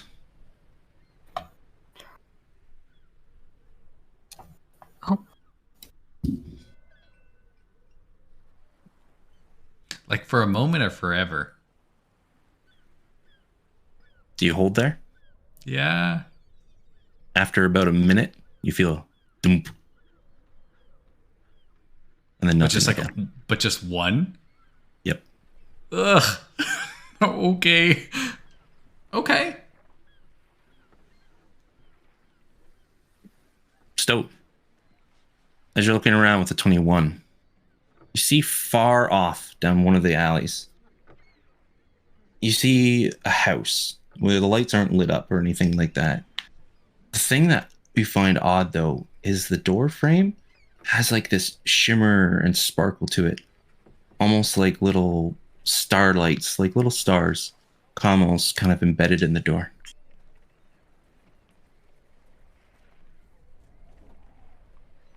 But it's not moving. Like, I don't see anybody going in and out.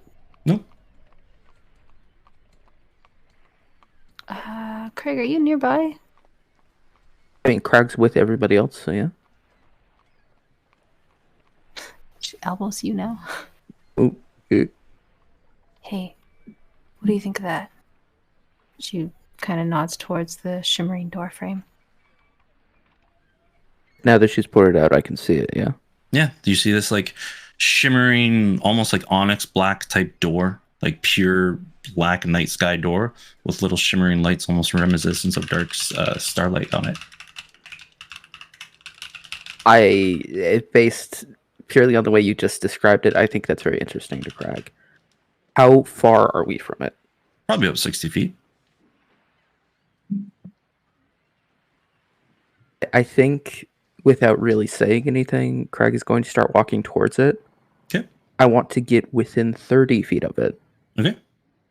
And then clap on my detect magic. Just to see if this door's got anything going on. 100% there is. You see it. It starts to shimmer and shine. Do you concentrate on it? Yes, absolutely. You can tell that this door is radiating conjuration magic.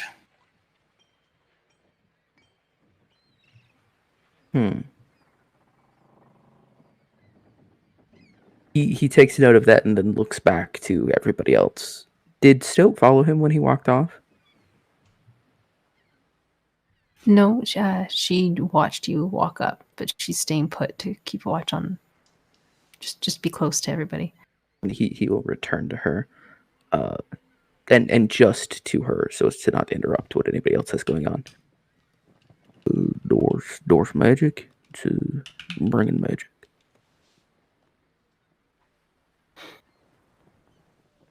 Is that something to be worried about, you think? I worried about it. I don't think so. I think it looks pretty. Was there any like signage or anything associated with the door, or was it just a door? There's just a building on it. It just looks like a ramshackle building. The door does not match the building whatsoever.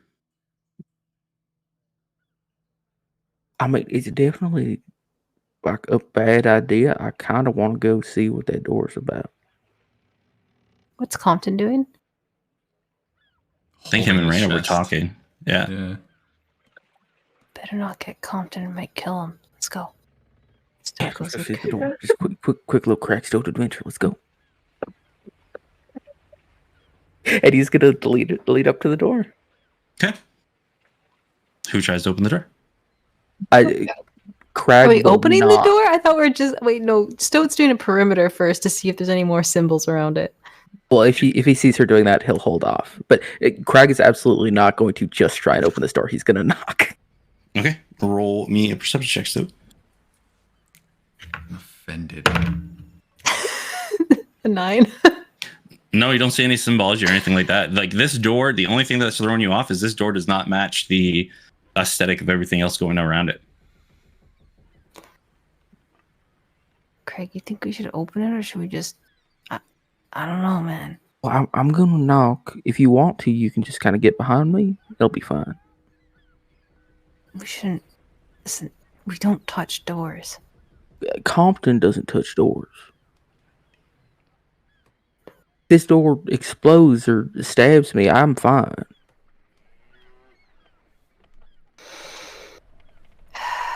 We just knock. It's just a quick little knock. Somebody answers, "Hey, cool door." We leave. You're not supposed to knock on doors when there's no lights on. It's a good point, and he will knock on the door. As you knock on the door, it slowly, as you like the first knock, nothing happens. As you hit like with the second knock, the door slightly opens up. Okay. Do I, because Detect Magic is still running, do I pick up anything new, or is it still just a conjuration?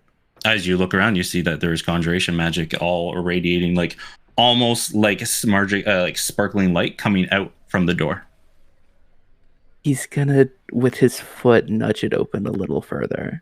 Yeah. As you open it up, you see this little landscape of just like a whole night sky with stars all dazzling. With the crack of the door open, you just see this room of just dazzling starlight. Okay, come on now. That looks real nice. Should I ask if anybody's home? Still looks back at the others and they're still distracted. They haven't noticed that we left. That's yeah, I up was to gonna. them. Yeah, well, You can roll me a perception check there, Raina, Okay. if you'd like. Yeah. Well, I mean, you guys have been gone a minute if you walked around this building yeah. searching for symbols and shit. Yeah. I would say you guys would be done, but it's just if you notice where they went. it's natural 20. Jesus. Yeah, you see Stoat all of a sudden pop Nice. back up, and because she carries a very distinct lantern with the green light, you know where Stoat is. You see her. What the heck are those two doing over there? Yeah, so I'd say you're walking up to their direction now. So that's up to Craig what he's doing. Craig's gonna poke his head in the door. Wait, Craig, hold up. They're coming. No, I'm not going As in. you I'm just... see a figure, all reminiscent in light. Nice ornate crown with a jewel on top, the flowing hair and dress. He immediately looks back at Stoat. Like, can she see this as well?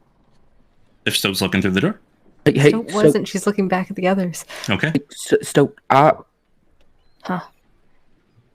this is important. Actually, I need to take this. I step think in? you can come in after me if you want. That's fine. But I'm gonna be in there. You don't have to. You could come meet at Fair if you want. I think. I don't know. I'm gonna go through the door though. Wait, can we wait for the others? Does Craig go through the door? Yes. As soon as Craig steps through the door slams shut and disappears. God, Oh no. fuck. I mean, it's fine. I'm in a friendly place. No stranger danger Run here. We're over good there. friends. Running over there. Craig? Stop. Craig.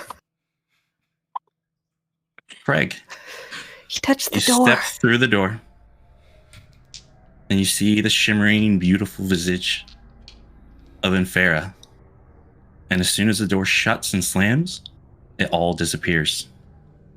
A room filled with darkness, the lights all gone, and the only figure standing at the opposite side of the room is Arrow Darkfoot. I Oh, gotta mute my mic. I gotta mute my mic. So I want to say, just for everybody, I fully expected this was bullshit. There's no way Crag would ever think it was. Hey there, Craig. Arrow? Sorry, just couldn't let that slide. See, here's the figured not. thing. You seem to have this thought. I need to ask you a question. From where you come from, you're like one of those big fish in a small pond, right? If you mean literally, yeah. You saw me. I was pretty big. Oh, yeah. I noticed you're real big. You seem to throw that weight around a lot. Seem to think that size means everything in this world, and you kind of seem to disrespect people without knowing all the information. I do it when I know enough. And he's gonna snap and try to summon them all. Just have it down to decide. He's not ready or anything, but he just wants it out. Yeah, Akar sees you summon it.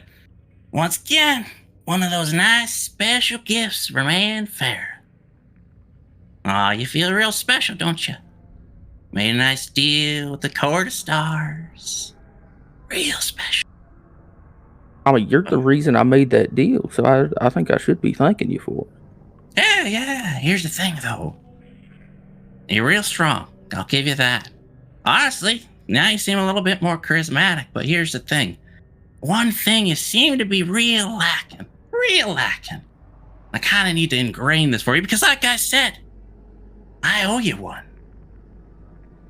And I think the best way I can help you is by teaching you a lesson about thinking smart. I knew what you wanted. I knew you wanted to talk to her because who wouldn't want to talk to someone she just met? And he walks right in. Welcome to my demi-plane. Kinda, I don't know. I figured something a little more flashy for a fellow like you, if I'm honest. And you see he disappears into the shadows and then appears right behind you, his arm wrapped around you. I'm not a big fan of flashy. Actually, well, before I came to this, you could say I was quite bland. But you know, sometimes you just gotta lighten things up there, Craig. So, try to take on a new persona. People where I came from, they used to tell me to lighten up all the time, saying I was too dark. So I took that to heart.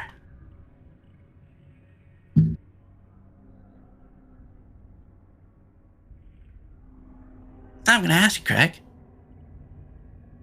Are you gonna kill me? Are you gonna kill me one day, Craig?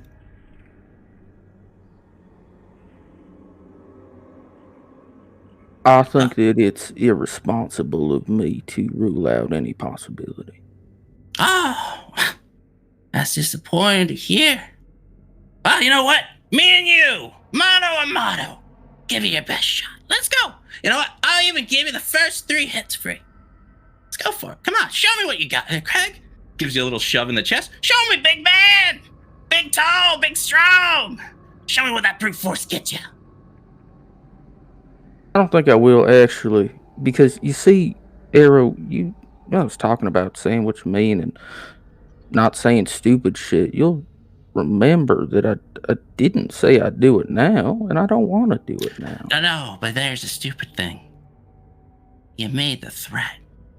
And Made you- anybody no, who hey, wants... and he's gonna No, raise a no, hand. I made you a promise. Smacks you with his shadow staff for 27 because it's his realm. So you take 11 points of bludgeoning damage and 8 points of radiant damage. So 19 points of damage. He smacks you across with this obsidian staff across the face. That's where I talk. Now you made the threat. Here's the thing. When you ain't ready for a fight, you shouldn't make the threat. On! Big! Bring it! Bring it.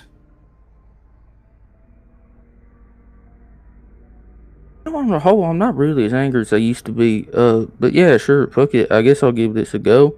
If that's really what you want, Arrow. I'm just tired and not particularly sober, but like, yeah, sure. This is fair, I think.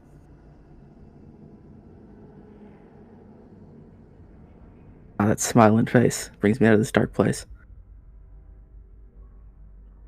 And he's like, he almost looks irritated by the fact that he's having to do this. Yeah. He will just like shrug, same as it ever was, booming blade. Yep, you're all at disadvantage because when you're poisoned, and you would have been at disadvantage anyways. But I didn't roll that disadvantage. Whoops. That's a 25 to hit. okay, you see as you crack him in the head, roll your damage. Like, where are you trying to hit him? Just like in the chest. Why does it keep rolling twice? God damn it. Okay. So that's 13 bludgeoning plus oh god damn it. 13 bludgeoning plus 4 thunder. He kind of feels the magic radiate around him. He takes a step back, lets it explode, and steps right back in your face. That's one. Come on! Got 2 more. You know, Arrow, I don't think you get this a lot. This is a little boring. You know what? You're right. You're right. This was just you're not seem to be taking this serious. The depth of what's going on here. So let's just end this real quick then. You see really, some... if you would just allow me, you hit me once, and it was pretty fucking hard. So I like it. Right after that, I kind of came to terms with the fact that I'm not stepping out of here. So, like, you can't scare me much more than the thought of dying already does. What I'm saying is that you sort of blew your load out the gate, and I'm not scared. Like I should be, but like if I thought that maybe I could do this, I would be. But I know I can't, and that's what makes this boring. Well, then we'll wrap this up real quick. Because once again, you're always the big man, always got the intimidation, so we'll end this real quick.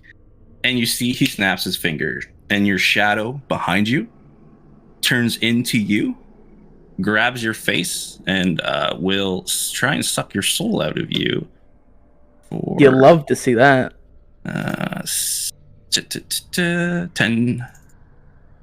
10d6 damage.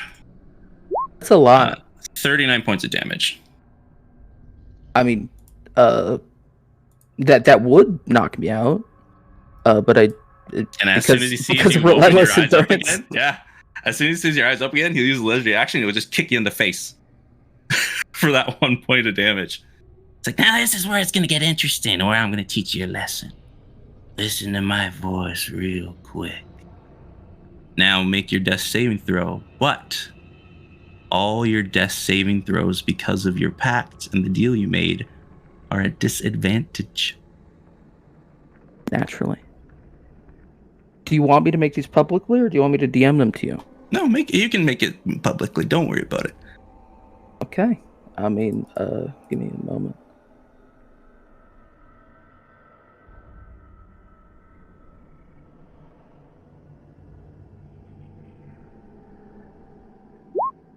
And again, it just didn't roll at disadvantage, which is irritating.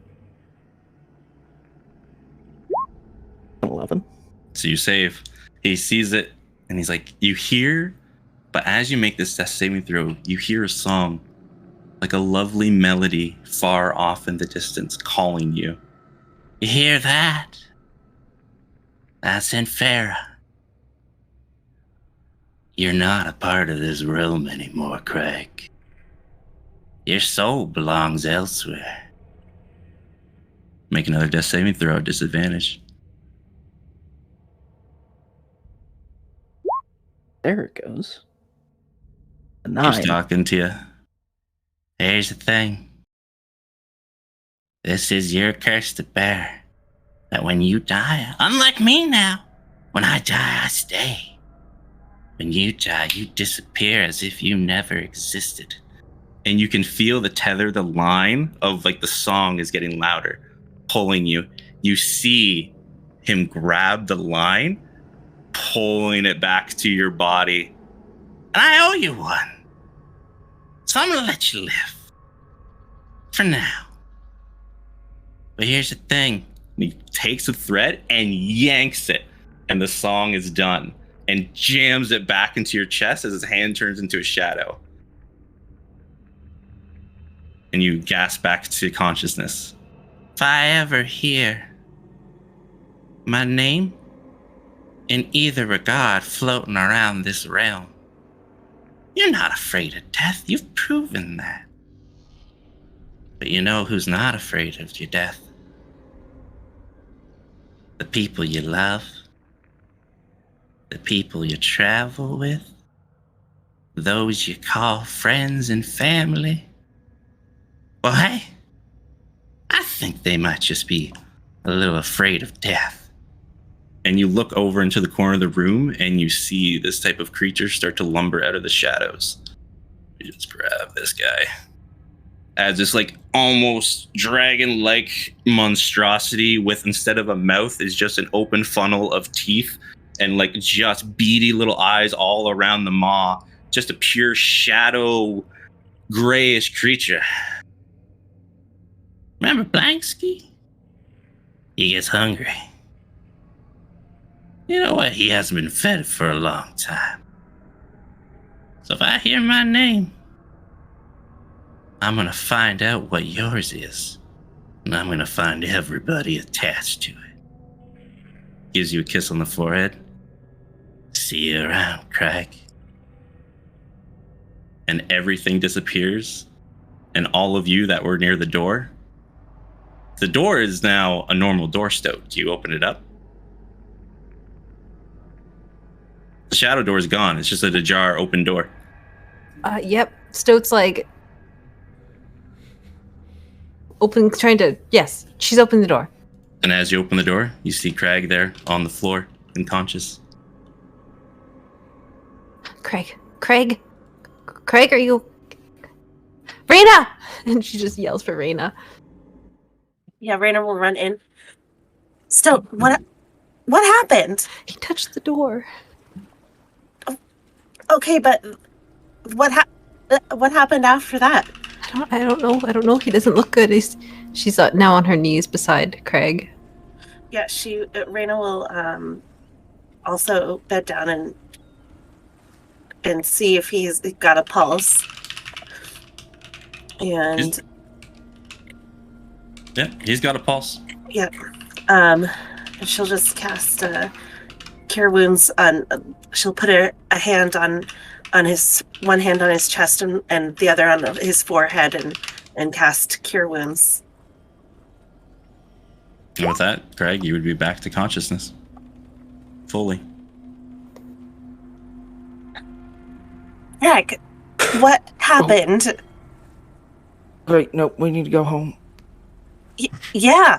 Yeah, no, this is fine. I will, it's fine. I'm gonna, and he'll just like You keep saying slowly things get to are his fine, feet. and I don't think things Still are fine. Let's go. We'll help you up. Still helps you up. Oh, fuck, I hurt everywhere. Craig. What was in here? That's a back home talk. Let's go. All right, come on. And then Craig, just because of the encounter you just had, when they pull you out of the room, both of them are concentrated on you. You see in the alleyway across, Arrow Darkfoot gives you a top of his hat, a swing of his staff, big old smile, and disappears into the shadows. And with that, we'll have a break there. What the ending. fuck? Holy We're not ending. Jesus We're at a break, y'all. What the Oh my god! These things are fine. Look, we'll okay, how long is the break? 15 minutes. Okay, everybody. 15 minutes. I have no idea. So roughly 7:30 my time, whatever time that is for you. There's gonna be a countdown timer. Go to the bathroom, get a drink, do your thing, contemplate what the fuck just happened. Before we take a break, I just need to inform everybody. I told everybody when I started this campaign, I play my NPCs and villains and characters as real people. When you threaten to murder them, they respond as real people would. They take exception to that. Yeah, of course. Yeah.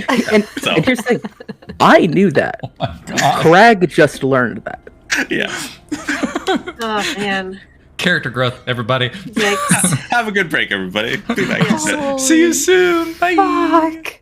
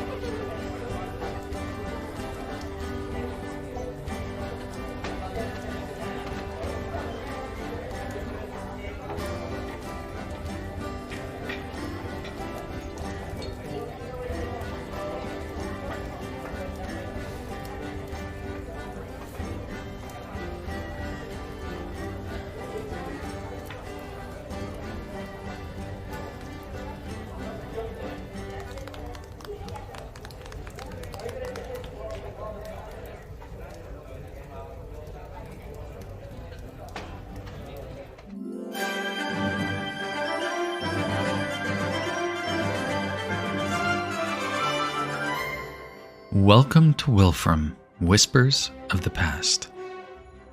Featuring B as Stoat, the fighter. Yeah, because you give them in the morning, then you give them at night, and it's like, good job, here's your coffee. M as Reyna, the ranger. Please don't scare me when I'm not prepared. Splendor as Crag, the warlock. Yeah, I can take plenty of hits, Fibbit. I wonder how many you can take. Verbal as Compton, the wizard. Yeah, so I'm gonna start this conversation with something that I know is improper, but it's killing me inside not to say it. And our humble dungeon master, Grim. Oh, no, not from me. But see that creature over there? And then you see like this big, large, limbering wolf. He's like, that guy would try and eat you. Go away, friend! And the wolf takes off into the woods. So please, sit back, relax, and enjoy the show.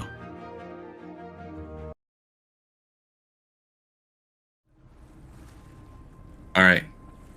So we start back up with Reyna and Stoat carrying Craig out. Craig, you just saw Arrow Darkfoot, not in his Adar form. The entire time he was in his Arrow form. He gives a tip of the hat, the swing of the staff, and disappears into the shadows.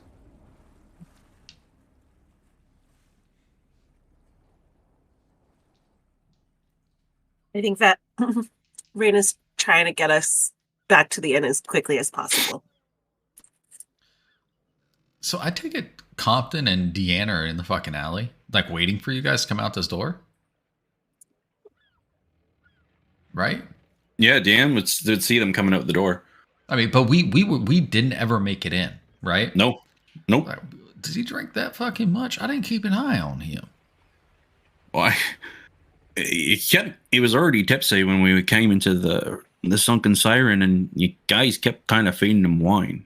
Well, he's a big guy, but I know, but he was looking pretty messed up. That's why I only drink until I start to feel those, like I like to call them butter lips, where it's like, Butter lips. That's a new one. I ain't heard that before. All right. I like it. Okay. Yeah, no, he don't look good. Hey, are y'all all right? What the fuck's going on? I don't know. I walked in there and Craig was out. So the only thing that you guys would see is the left side of Craig's face, right where underneath his eye is a bit swollen. That's the only thing that looks out of place, because that's where Arrow kicks you in the face just to finish you off. Craig, did you get hit? Yeah, no, it's fine. We need to go. Yeah, we're getting there as fast as we can. It's Alright. I don't think it's gonna be a problem right now, at least.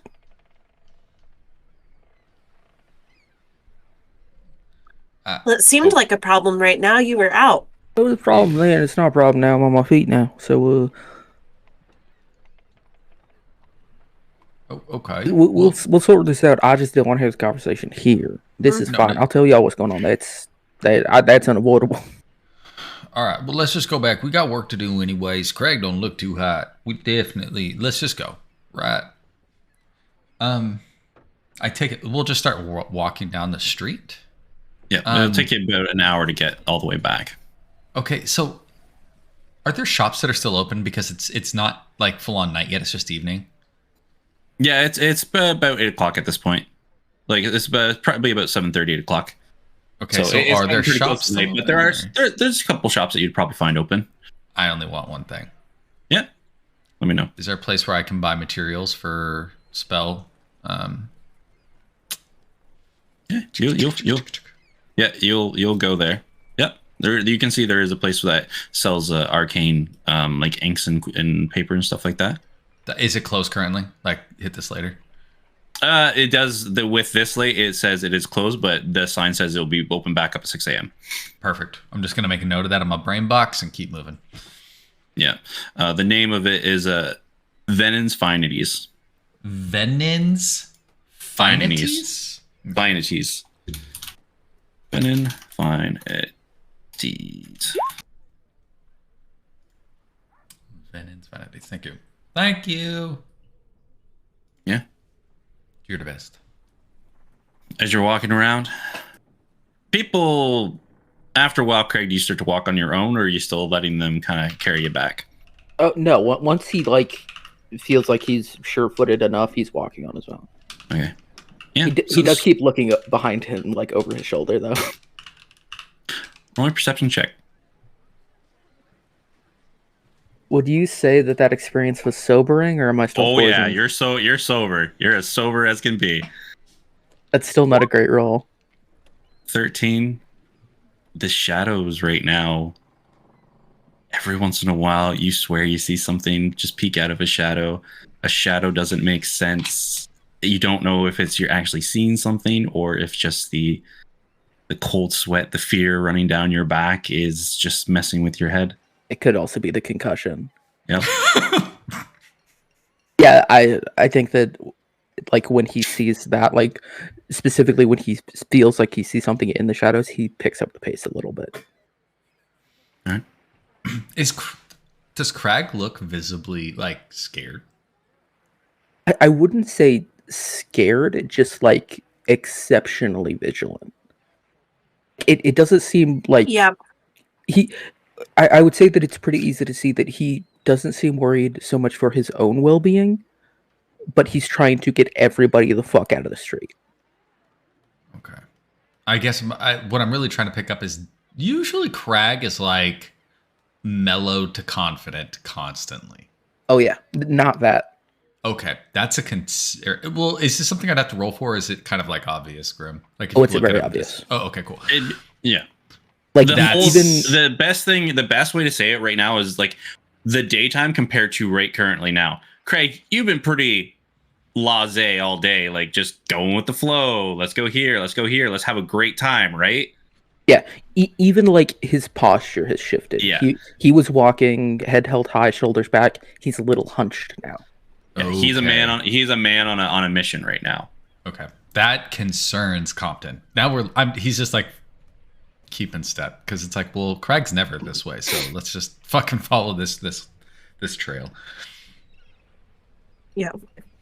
I imagine Stoat's in front, leading you guys back to the inn. Easy enough. You guys have already been this way, so weaving in and out, people just avoiding people in the street, going along your way. Takes you about an hour to get back, but easy enough. You get back to the brass compass once again.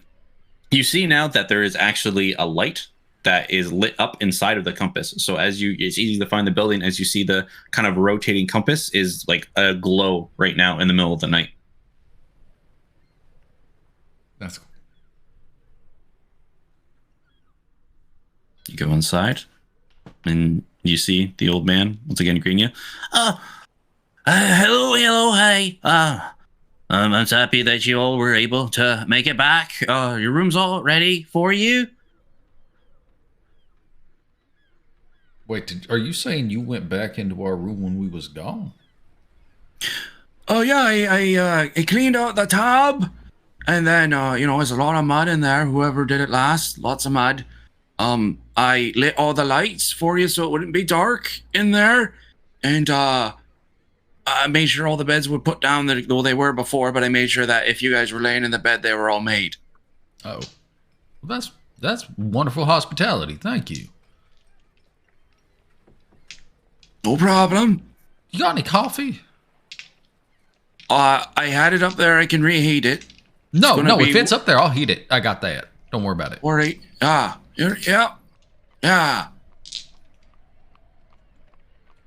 Okay, then. Great. Good night. Good night. I'll see you all in the morning. This motherfucker. Okay. Yeah. Compton's just gonna head away towards the room. And he doesn't have the key, so I think I'm gonna get to the door and just be like, "Oh, I don't have the fucking key. Somebody else has to let me in." I think Stoat went back to lock up, right? Yeah. Stoat, you gonna open the door? We just gonna stand here. All right. She starts looking for the key on her. We're gonna have to have a conversation. If you're gonna be our inventory specialty, specialist. You gotta, know where the stuff is. I got it. Okay. She opens the door.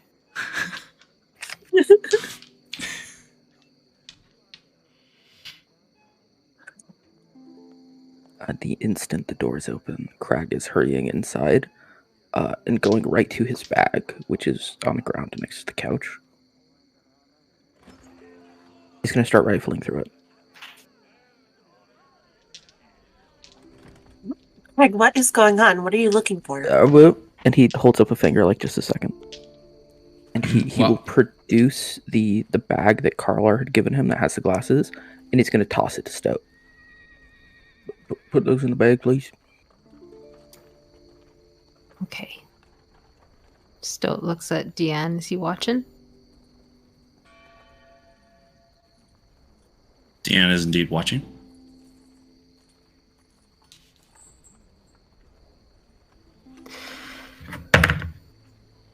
She turns around and stuffs it down her shirt.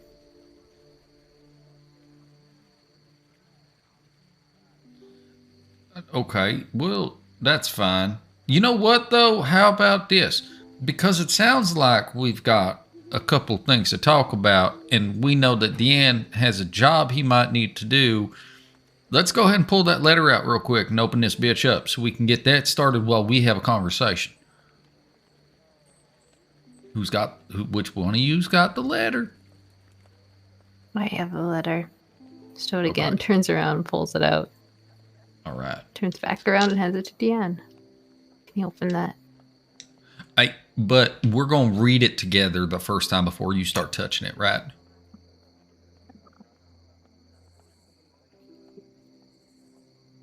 Deanne. He's looking at all of you. I assumed you're all as long as we don't ruin the seal. This is kind of this part of it. I would need a little bit of magic help if that's possible. So here's the thing. I can do two things for you. Okay. One, I can heat it up a bit, make it a little bit looser on the back end, a little tacky. You know what I mean? Take a little bit of the rigidity out of it. And then, because I think you've got such good potential, you've got such qualities. There's things about you, Deanne. Shit, I don't have a spell slot for this. I can't do it. I don't have the energy. We may have to do this tomorrow. We can open it today, though. So, if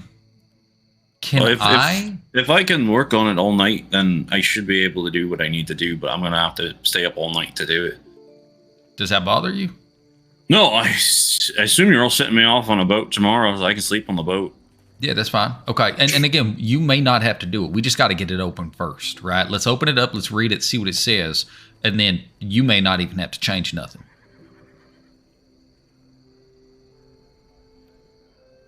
That would be ideal. Yeah. Okay. So, do you need me to help you open it up with the seal? Yeah, that's what I was going to ask from the magic. You got that more controlled type of flame type thing. Yeah. Using a candle, I might burn the actual letter, so that way it help. Yeah. No, absolutely. So let's do this, and I'm assuming there's I know that Edelhard came in and lit what I'm assuming would be sconces and whatnot. There's probably table candles and shit too, though, right? Yeah, for sure. Okay. So Compton's just going to grab one, pull it over, snap his fingers, and hit it with prestidigitation to bring it to light. And then the book will pop up over the other hand that doesn't have the candle in it, and he's just going to do these motions to kind of flip through the pages. And he's like, oh, okay. And then I'm going to control flame the candle so that it reduces the height of the candle, the length of the flame, and it doesn't give it the waveriness of it. It gives it almost like a fucking torch type point. Yeah. Roll me an Arcana check just to see how well you perform this. 14 and 11 is 25. Oh, yeah. Masterfully. You only take the tack off of the back, and he was going to go with his dagger. As he just starts to peel it, it just lifts right off. It's still stuck to the one side of the page. Didn't even come all the way off. Perfect. All right. There you go. Yeah. Can I read it aloud real quick to the group so we know what this says? Yeah, for sure.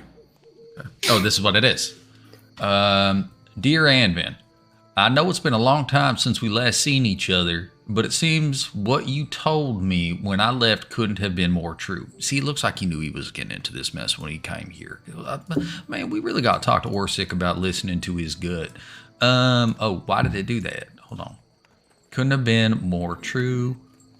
Come on. Give me the thing. Thank you. Even though I chose to settle down Yorley in the country, trouble did indeed find me. A group called the Blood Barons had set up shop in the hamlet of Corston. A couple of my town's guard, along with the mayor, were in league with them and their smuggling ring. I am calling for aid in this matter, Anvin. With us so far from the city of gold, Corston, we have little in the way of aid from the hand of the crown. Okay, we knew that part. So I reach out to you in the city of Shawgarden for such aid. I don't know who I can currently trust in the town, but I know the people who I have sent to deliver this letter are trustworthy. The individual they are bringing to you goes by the name Deanna Gray. He seems to be in league with their leader, who I've come to know as the Mar. I could not get any information out of him, but I believe your dungeons will be up to the task. If the city needs more from us to help with this issue, I will gladly do my best to help bring Corston and the surrounding farmlands into the fold of Landrill.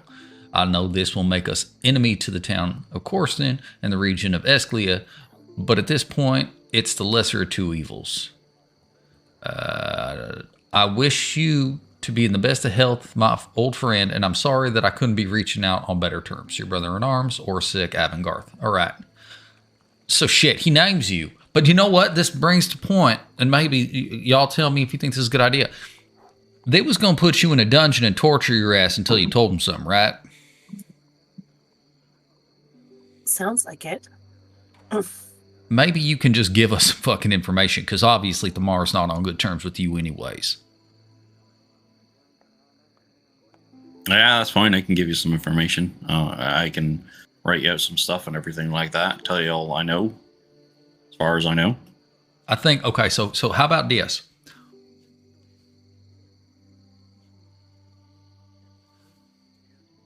I think and I'm going to look to the group. We're going to figure this out. Don't worry about changing this yet. Right? Let's just hold off on changing the wording. And I'm going to rifle through my bag real quick and pull out like 1 or 2 pieces of parchment. Don't worry, write on however much of it. If you need more, let me know. I got plenty. And then grab like a normal quill that I would have carried. Please just start putting down what you know.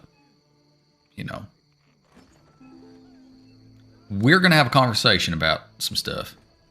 And then we'll circle back to you and then figure out what we need to do with this letter, all right? That's fine, I can do that. Okay. I'll go work over here and you will do what you need to do. Yeah. Do you want some coffee? No, I'm good. Fine. Okay.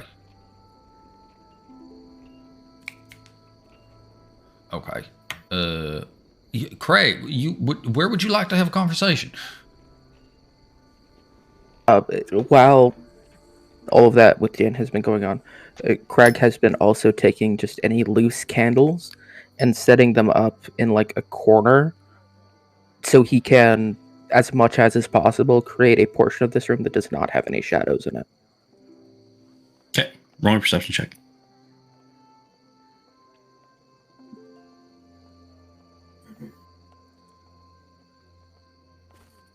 As far as you can tell, the shadows, every once in a while, you don't know if it's your mind or what. It just seems like shadows are shifting, but as you concentrate and like calm down, it just must be your mind playing tricks on you.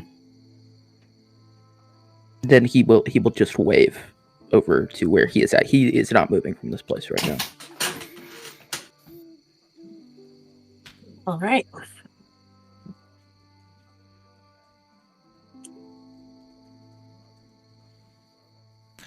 If I see this, I'm sorry. Go ahead. No, go ahead. Hey, Craig, you just want more light. Oh, this is fine. This is good. Okay. If you need more light, you let me know. That's all. Will do. So you're gonna tell us what happened in there? Yeah, so, how do I put this? Our friend from the forest got in touch.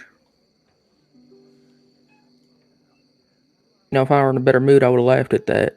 Mm. And it's fine. As far as I can tell, this seems like very much a I don't bother him none, he don't bother me none, and we just go on with our lives.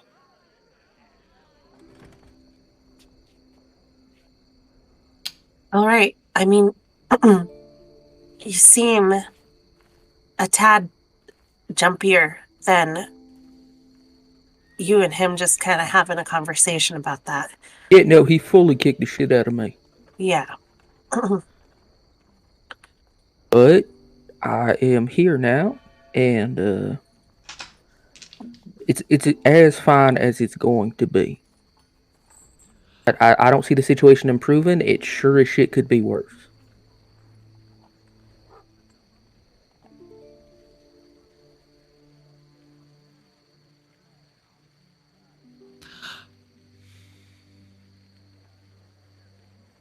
Is that where he's staying?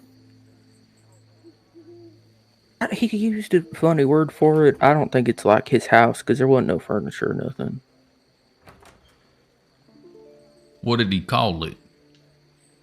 A semi-plane? Did he Something like that. demi-plane? That's the one, yeah. All right. I have a question, just because I may have missed it. This is out of character. You have said our friend and he. You have not said we don't use his name. No, Right. but he Okay. he was very. He enunciated every syllable of our friend from the forest. Yeah, content's not wise. Okay. Can I, before, like, I don't want to. At some point, I think we need to start prying a little bit, right? Like, usually we don't want to do that, but I feel like all the caginess and the alluding to things without necessarily outright saying things is causing more problems than not. Is there more? He seems. And I don't know if maybe I'm taking this too literally. He did mention that he doesn't want to hear his name spoken on this place. I don't know what he means by this place, but I think that it's just better to not say it at all. I would assume it means plane of existence, right? Because the Feywilds is not necessarily like the material plane. I don't know what any of that means. It's yeah. I'm just going to keep from saying it. I think that Okay. that's the easiest way for me to go about it. Probably best. But yeah, no, I mean, that's the long and short of it, really. Did he say you or just like at all? You know, What was the implication? I wasn't in a place to ask for clarification. All right. It's just important. That's all. Okay. So, As far as I know, we are the only folks that actually know what it is in the first place around here. So, I think it's probably safest and best if we none of us just none of us say it. oh shit, does that mean we can't say the mouse's name neither? oh, hey, speaking of the mouse, not a mouse. What do you mean? Well, I mean, it had wings. So, like, I figured it wasn't Yeah, a mouse, he had but- some fucking wings. Big old tooth mouth. What? Yeah, no, he's most a mouths have teeth. gangly, freaky looking fucker. Not a mouse is the point. Okay. Definitely not a mouse. Like, more not a mouse than he was when we saw him with the wings and everything. This is concerning. Was he still the same size? No, he was real big boy. It's hungry, and I don't want to know what they feed him. Stowe, you were letting that thing ride on you. But it was a mouse when you did that, so that's not a problem. I don't think he could fit on anybody's shoulder, the size he was. Oh, That's not good. It's not great. I'm not a fan of it. Also, I think that when I die, it's worse than it would have been if I wasn't this. I don't think that's anything to really worry about. Not much we can do about it. What do you mean? So, when you die, right, you got a soul, and that goes a place. If I understood him right, the place that I'm gonna go when I die is different now. Huh. Why did you go in the house? Well, because I saw Queen Anne. I know that that's stupid in hindsight, but you know what they say about hindsight. It's very good vision. Wait a second. So the door was just open? So I knocked on it and it opened. Why did you knock on it? Okay, so and Stoke can back me up on this. It was sparkly. I mean, look, I get it. I would have touched the sparkly door too, but I just want No, to you focus would on the not point have. that you touched the door, and I feel like now I feel vindicated in my errors in the past, right? Like maybe it's possible it ain't a me problem, right? Like, can we just all focus on just real quick? Go getting all high and mighty about it. Touching the door wasn't what caused my problem. It was going in the door that caused my problem. Door adjacent. It's almost like we found ourselves in a door jam. Yeah, if you hadn't touched it. Fuck up. If you hadn't touched it, it wouldn't have happened. I mean, you could say that about anything. Yeah. Okay. If those folks we ran into on the road wouldn't have woke up this morning, they wouldn't be buried in shallow graves alongside the road. That's fact. Oh, also Maybe we gotta shouldn't wake up. We do need to talk about that though, because I did talk to. I looked to Raina because I don't remember this guy's name. Duncan. Yeah, we talked to him. It doesn't seem as though there's something sticky about the situation regarding that their bounty that we found, because it was put up by Peyton Cornwallis, right? Yeah. But Duncan didn't know the name at all. He said that all the bounties that go on the board, they come from the mayor. I think the Gedrin Shaw. Fuck these names, man. And then he's got a brother, regular Shaw. He works at the docks. He don't work at the fucking docks. Craig, this motherfucker had the gall to tell me he works at the docks. He owns a shipping company. I mean, yeah, those aren't the same thing, but also you're telling me that these fucking folks, their parents named their kids Gendron and Regular? It weren't regular. I think it was something else. He just said it like that. It was probably like, I don't know, something that sounds like regular, like Raylar. Probably it was Raylar. But we got to work on this. Like not to belabor a point, but it seems like maybe this is something we should, shore up, get some flashcards. I mean, I guess it ain't causing me no problem. Don't matter. Yet. Yeah. Yeah. I remember the names that are important. Like the mayor of the town? I don't know him. Like, yeah, that's an important figure, but I don't know him. He ain't my friend. So, like, we're wrong point to make. Anyways, the mayor's the one who put up the bounty for Deanne, and that kind of concerns me because then that kind of makes it a legal document from the standing of like. Oh, go ahead. What were you saying, Stowe? Nothing. Oh, okay. I thought you spoke up for a second. What if when we get to Shaw Garden, we tell Anvin that Deanne died? Yeah. Your voice. I like that idea. Yeah, because then, right? Thank you, Dan. I was killed by a bear in the woods. Exactly. And we got this information that he's writing down out of him before he died. He's dead. And then maybe the heat will be off. Wrote it with my last dying breath, I did. True hero. Keeps writing. Well, let's not go lying, right? I mean, if we're gonna do that, we gotta cut you, put some of your blood on it. See, he cuts his finger and just puts it on a piece of paper. Done. Okay, I'm for it now because he's fully committed, right? Well, fully committed. You're still gonna help me with those things, right, Deanne? Yeah, I'll help you as much as I can between this and that. Yeah. Not listening. Gives it back to Raiden. Okay, so here's the deal. So since we might as well talk about this right now, I'm for the idea about lying about Deanne, right? Mostly because I feel like it's a worthwhile lie. It's not good to lie to the law, but at the same time, if the law's not right, it's probably the right thing to do, if you know what I mean. And it'll help Deanne. If we're letting him, we're letting him go.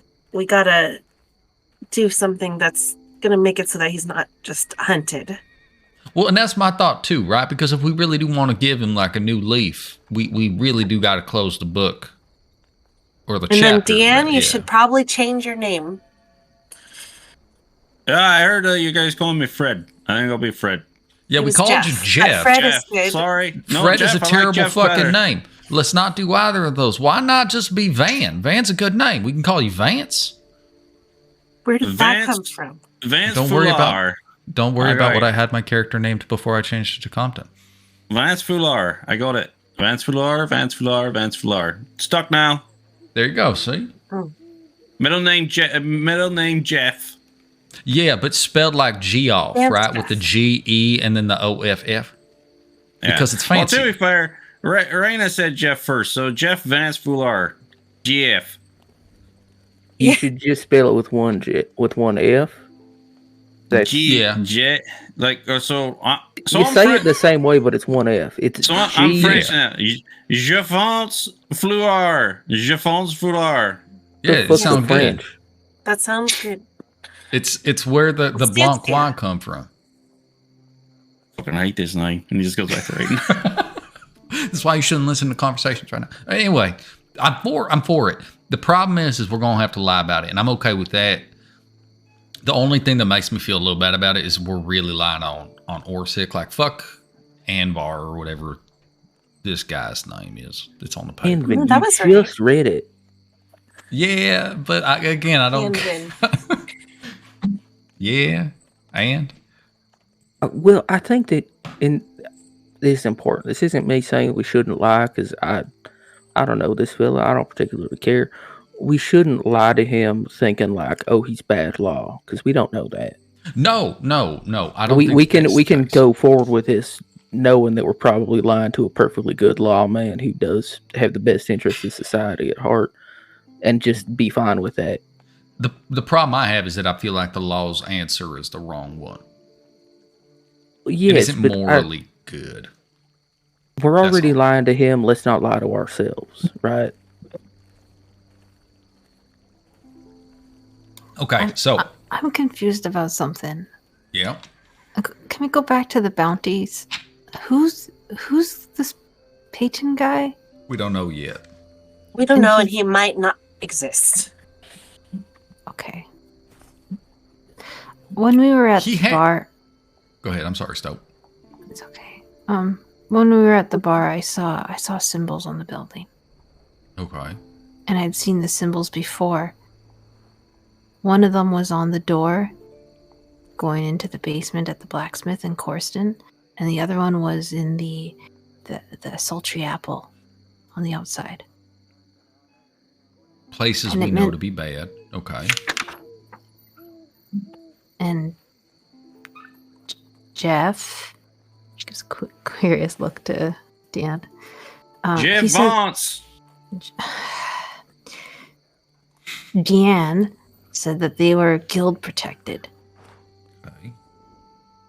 and that there was a secret word to say. So maybe if we give the word and we talk about the bounty, do you think they would give us information? Yes, but then it also makes us like visible. Yeah. Yeah, we don't want that. So, and I guess really what it comes down to is it a thing we need to deal with today? Because we got a couple of fucking moving parts right now. Yeah. And not to say that this isn't a big one, but we might be able to just fucking say Deanne died. I don't want to make you going out to a bear, though. That just sounds, I don't know. I'm fine with it. Okay. Bear just fucking ate his head, right? Oh, you know what works, too? We can tell him we buried him in the woods. We know what the woods do to folk. They can go look. Mm-hmm. Okay, that feels a little bad, actually. Why? I don't like they're just the gonna idea of they're just sending going to folks go up. into the woods, and then they're not going to go look for him. What does the woods do to people? Nothing. Listen, go focus on the shit you're doing. Quit listening to our conversations. God damn it, Jeff. Jeff wants. Yeah, okay. So, okay. Fine, we won't send people to the woods. Point remains, though. I don't think if we're gonna go out and say, oh, this Deanne fella died, I don't think we gotta worry about figuring out who Peyton Cornwallis is or any of that. No. If it's done, it's done. We just got to keep our ear out for it if it come up again. Yes. That's good information for later. I agree. I think that's fine. Let's say that one's finished. We know what we're going to do at the end. The end, we're not going to change the note. Right? I've been working on the other stuff anyways. Good. No, I'm just making sure you're aware. That's the decision made. We won't change the note. It's already in there that you're the person. You were going to give information. We've got to figure out a reason you would tell us on your deathbed. Like, whatever. You could just tell him that Thamar tried to kill me on the road. Doesn't work with the bear story. Then we ran into the bear in the forest. That does make sense. But the bodies are after the bear. The problem is the locations of these situations. Are you saying a second attack? We don't bring up the one that happened out. I'm going to say this is all on you. Yeah. Wait. I say we don't bring up any information that is not asked for. So we have to say that Deanne died. We don't have to say anything else unless they ask about it, and then we figure it out. Wait, Okay. Deanne. You said that there was like another organization in Shaw Garden. Yeah. Is that the Depraved Masks? No, the Depraved Mass, last I heard of them, they're just a mercenary troop. The ones that I know of, who kind of, the main ones in Shaw Garden, as far as I know, they're called the Wardens.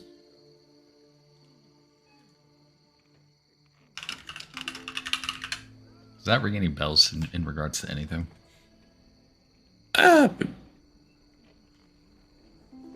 Anybody? Oh, trying to think. No, not to any of you. Okay.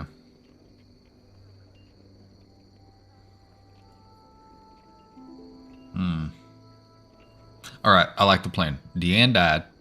We were able to get this information. Here it is. Fine. Don't even have to be in his hand. I'll actually rewrite it. Fuck it. They won't know. They won't know. But also, just like going back to the why would he tell us thing, I don't think we need to have an answer for that. Yeah, we don't know why he told us. Because it's just like I don't know. I like to think it's know what because this we're terrible criminal was thinking. No, I like to think that we're persuasive. It feels good to think that. It's whatever. You're right. We don't have to know. Okay. So that problem's solved. We're going to put Deanne on a boat. He's going to Stillwater. Oh, shit, Craig. We got to write some letters. Yeah. Gonna do that before I went to bed. Yeah. Okay. So that's done. Next problem. We kind of talked about it. Just we ain't saying words anymore. Okay. I had a feeling that ain't done. But it's done for today. Cool. Ignore that. We got to go to... I got a lot of library time when we get over to fucking Shaw Garden, but that ain't a tonight problem.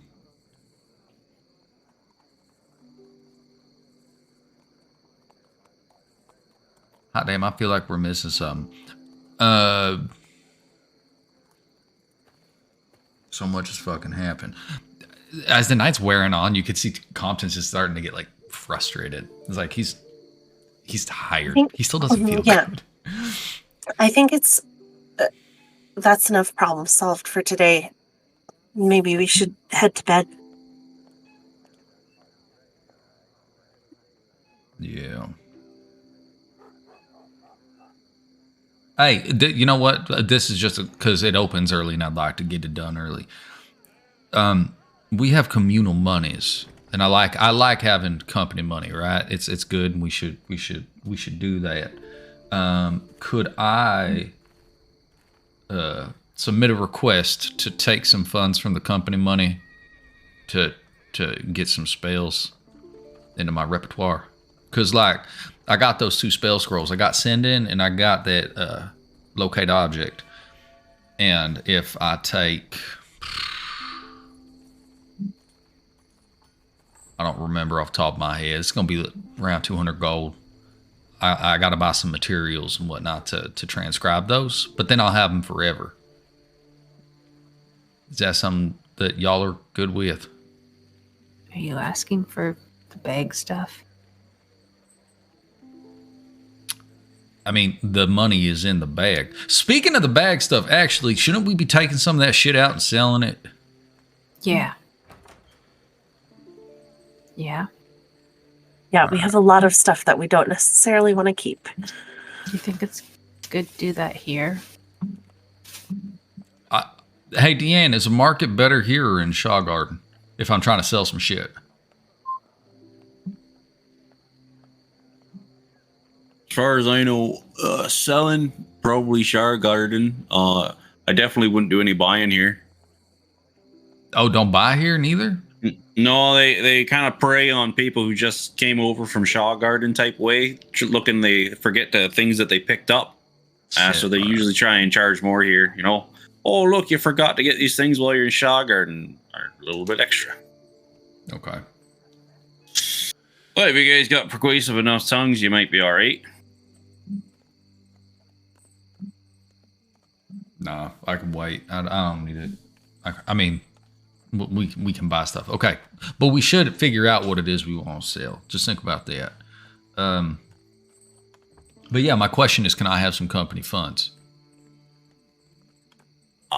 If you all don't mind, I'm just going to finish these letters upstairs and then pass out. Which room was mine?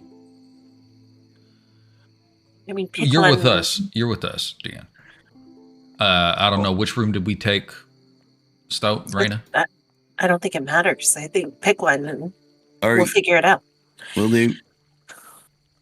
Because the beds are the same size, you said, right, Grim? Yeah, they're pretty much identical rooms, just split into 2. Yeah. And he just walks up the stairs with his papers.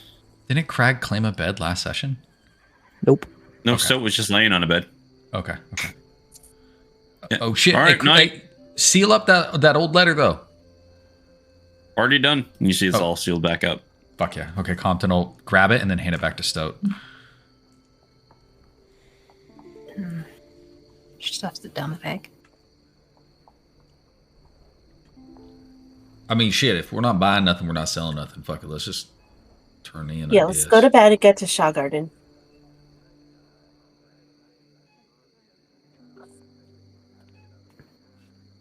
Stoat walks over to a window and she looks out. Does she see anybody around? It looks like they're lurking. Yeah, roll me a perception check. 12. Well, as you look out the window, you don't see anybody outside. Don't see anybody lurking around as far as you can tell. People are walking around the streets, but no one is pausing. But as you're like sitting there staring out the window, you feel a little furry face just kind of like rub up and nuzzle up against your cheek. What? You look down, you see Blanksky there, just kind of like nuzzling up against you. I've heard stories about you, little one. Gives you like those Puss in Boots big like those eyes. You're not like that though, are you? Shakes his head no. Do you want a snack? Shakes his head yes. Oh no. You're gonna give him the apple. Give him the fucking Applebee. Just do it. Just do it. I give him the apple. Folks at home, we have a magic apple. This is fine. My one apple slice that I had. He eats it, and it doesn't look like anything happens. Aw, man. You like that? Shakes his head, yep.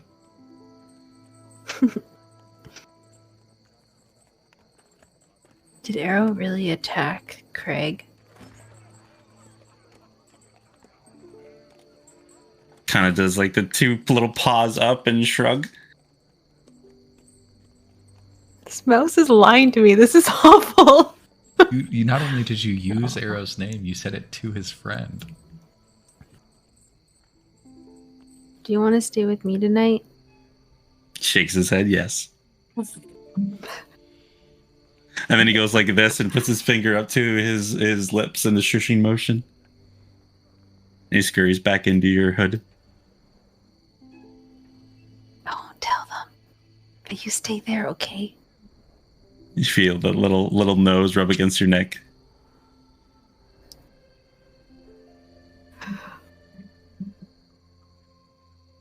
Y'all wonder why I don't engage in the cuddle puddle. Still goes for a cuddle puddle. Still goes upstairs. I'm going to bed, guys. All right, so good night.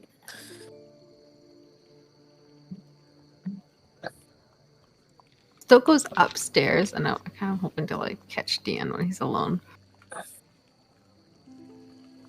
Yeah, he's just, you see him in the other room. He's at the smaller desk now, just still working away writing the notes. She comes up. Do I have to call you Jeff, or can I keep calling you Dan? Just call me Deanne Stowe. It's fine. Okay. So I gave you your thing back. Oh, you gave me a lot of things, Stowe. You gotta remind me which one specifically we're talking about. I gave you the dagger back, and you said you'd show me something cool with it. Oh, all right. Yeah. Okay. Now here's the thing.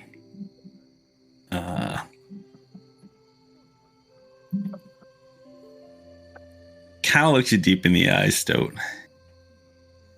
You've done some things in the past, haven't you?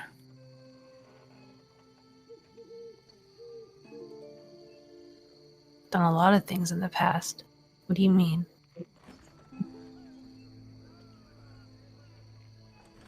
He looks you deep in the eyes. You got those eyes, the ones that have done things. You know. There's those who take lives, and then there's those who take lives. You're the latter, I can tell by your eyes.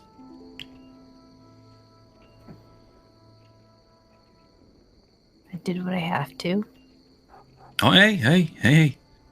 No judging from me whatsoever. But I'm just saying. Things I can teach you, I can either teach you how to defend yourself better, or I can teach you how to do what needs to be done.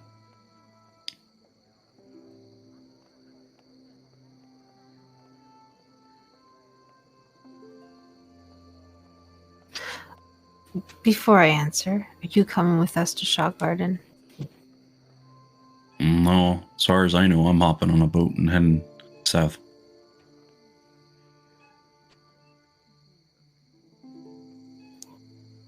She looks back to... is he upstairs right now? She looks back towards the group. He's in his bedroom. He's in one of the bedrooms. I want to be able to protect them. And if that means taking someone down to do so, I want to know that. With a very quick motion, you see he flips the dagger out from his pocket, sticks it straight to your throat. It's alright. It's all about the precision, and he keeps tapping your jugular with the dagger. Finish these notes. Meet me downstairs in about an hour. We got a lot of work to do tonight. She nods to him. And you see the dagger he has as his like little ring finger that allows him to spin the dagger back. And he sheathes it back into his pocket. It's very quick.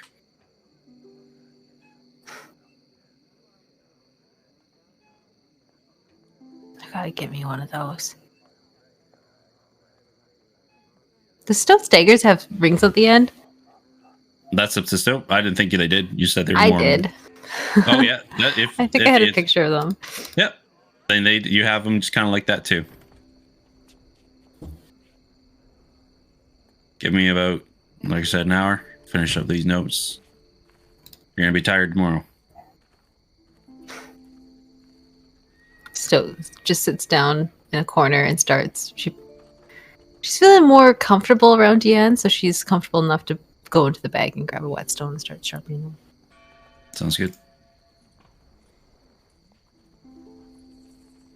So everybody else doing as you seem to all be starting to settle down for the night.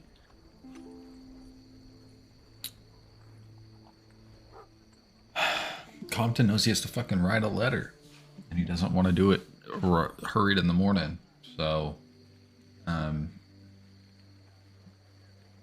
I think he just finds one of those desks that's downstairs. Probably the one that Deanne had been working at previously, because it has a candle on it.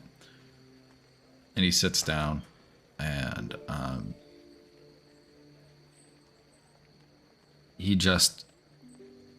This is not like the normal letter home, where it's full of "Hey, how are yous" kind of deals. This is more, "Hey, ma, pa, sorry to ask a favor, but," and then he just kind of details out a very brief understanding of the situation as he wants it to be sold, right? Which is, out here on our travels, we met this guy. He's been very helpful, but he's down on his luck, and he needs a job. Things over here aren't necessarily working out too good. I told him that it's possible that either of you would have something for him. He's also talking to, and of course I'm going to forget, the Bear Heart. Is that right? Did I get that? Yeah. To the Bear Hearts, potentially, for getting a job. But I've given him leave to use my apartment. And that he's a little skittish, but he wants to do good things. And like, he's just going to like try to compile that in as much of as a like, he doesn't want to oversell it, right? It's definitely not going to be super flourished, but the intent is for it to be sincere and earnest. And then he'll just, close it up. And I don't know, are seals like a free thing? Like, would we have seals? Is there a way for me to seal this bitch? You're not going to be doing anything. So you just take wax from a candle, right? And then just let wax spatter onto it. Like, wax seals, the biggest thing about them is you have a signet, right? That's the biggest part of a wax seal. It's just signet. These are, right, if you put too much strain on them, like wax that's made for sealing doesn't crack that easily. This is like, if someone puts a lot of strain on it, it's just going to crack because it's just wax, right? Do I have sealing wax? No, you don't. Okay. Then I guess it is what it is. Yep. Okay. And I write it up, and that's effectively all I'm trying to do. And I imagine it's probably going to take me a good 10-15 minutes to do it. So I don't know what others might be doing in that time. Raina's going to get back in her regular clothes that she wears underneath her armor. Okay. Anything else? Head up to bed, probably. Okay. Correct. When Compton is writing, Crag is going to join him in that, just to like ensure that their messaging stays consistent. It's very much the same as what Compton put up, but in Crag's letter, it's a lot of like, it's front loaded with a bunch of apologies for not writing sooner, and the back end is like, I sent this guy to you guys because I knew that, like, what this guy needs is a structure of very sweet people, and I know that you're that. Please help him out, etc. If Compton ever glances over, this is one, an incredibly long letter, and two, it is written in impeccable cursive. Once he's gotten that, like, I don't even think he thinks to mention that Tien is also talking to the Wellers. But once he has all of that down, he will fold it up and seal it in a way similar to how Compton did. Compton will stress that we use Jeff Vance. Yes, yes, of course.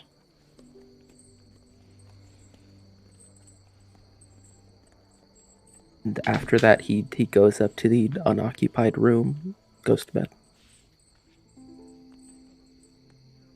You said Raina went up? Yeah. Compton realizes he's alone downstairs for a second. I'm going to ask you a question that's going to kind of show a hand for a moment, and that's fine, Grim. Prestidigitation allows me to make very soft music, right? Yes. Cool. Compton's going to start going about the whole process of, like, dousing the sconces. Like, he's going to leave enough on that there's visible light if somebody has to get up and move around the space in the dark. Like, it's not completely dark, but he's going to control flames, most of them out. And he's going to stand in the middle of this room, this waiting room downstairs with the couch and the desks and the partition to where the bath is. And I'm going to look around and realize there's a decent amount of room to walk. And he's going to, like, kind of suck on his teeth for a second, like, mulling this over. I'm going to point up to the rooms where I think they are, and I'm going to pull the copper wire down on my teeth. And I'm going to message Raina and say, hey, you still want to dance? Right now? Yeah. All right. She'll come get back out of bed. Come back downstairs. The Compton's just standing in the middle of this room, and it's dimly lit now, right? Like, it's not, it's just dim candlelight. And I was like, come here. She'll come over. And when she gets close enough, he's gonna put her hand out and take it, and then pull her in to, like, and this is seriously what I intend. It's gonna be like that middle school style dance. He's gonna bring you in close, but it's not like we know each other that well yet. Right? Mm-hmm. And I'm going to get close enough so, like, that my head is next to your head, and I'm going to be continuously casting prestidigitation so that there is a very soft, slow melody playing, and we're just gonna slow dance in the middle of the room. And he's not gonna say anything. No, I'm not either. Yeah.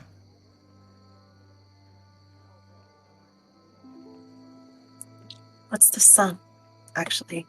I don't know. Like, because I was trying to think of something that would, like, fit, and I don't know.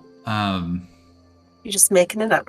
I'm just making it up. I don't think it's something that he knows. Like, it's bits of songs. And honestly, if you listen hard enough, and if you weren't from the forest, I bet you a lot of them are like children's lullabies.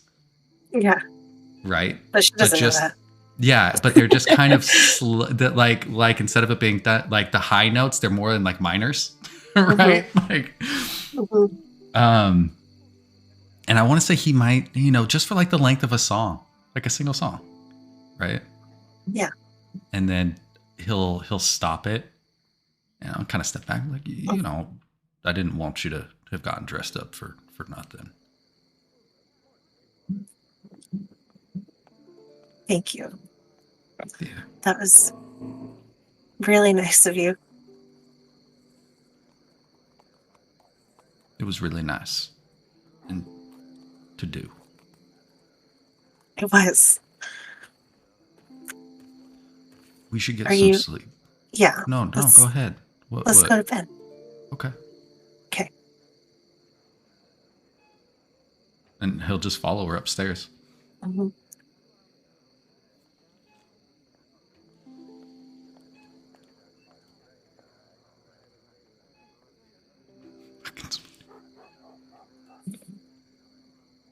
So, throughout the night, Craig, you fall asleep. Rain and Compton, you have your evening. And Stoke, if you head downstairs, you'll see when you head out the inn, Deanne, his nice clothes all taken off, back to his more workwear. Looks to you, all right,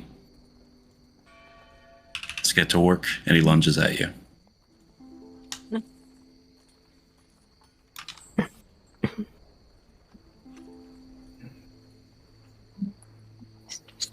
Stoat's got daggers out.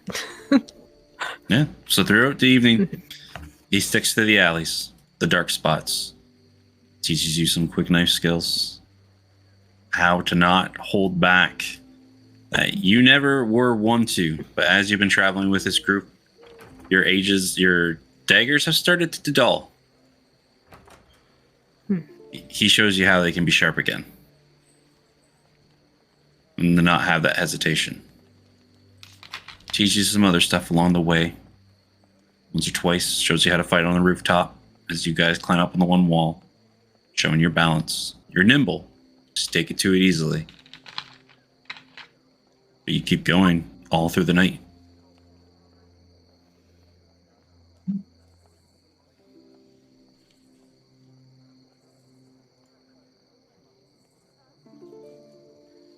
When morning starts to arrive, he sits down on the roof, taking a deep breath, pulls up a water skin, starts to take a drink.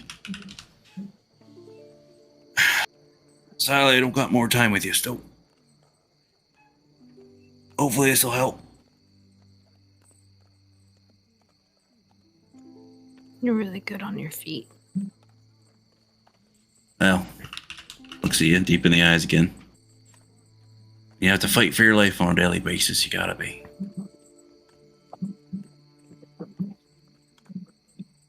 I wish you luck. No.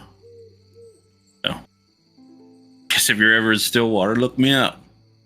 Jeff Von Flair. I hate that name. I hate it so much. I hate it so much. Why don't you just go by Deanne? No one's gonna know you down there. Well, here's the thing, Stoke. Make a big enough name for yourselves and names travel far and wide. I don't think I'm that cocky to think I have that big of a name, but like Compton said, if I'm trying to put this behind me, then new name would probably be nice. Who knows you as Deanne? Do you have family? No, my family don't know me as Deanne. I'm gonna tell you something, but you're gonna keep it between me and you, right? Stoat just sort of side eyes to her sweater and looks back at him. Okay. My real name's Augustine. Augustine? Yeah. You don't like the name Joff? She laughs at him. Well, fuck you too, then. He gives you like a little punch in the arm. Fuck, tried to be nice, and this is what I get. Fuck you, fuck this place. God, I need a drink. Come on, Deanne. I'm just kidding. Oh, I know you did. You're a razzer, you're a rump scuffian, and God, I don't even want to see what shit you're gonna get up to in Shaw Garden.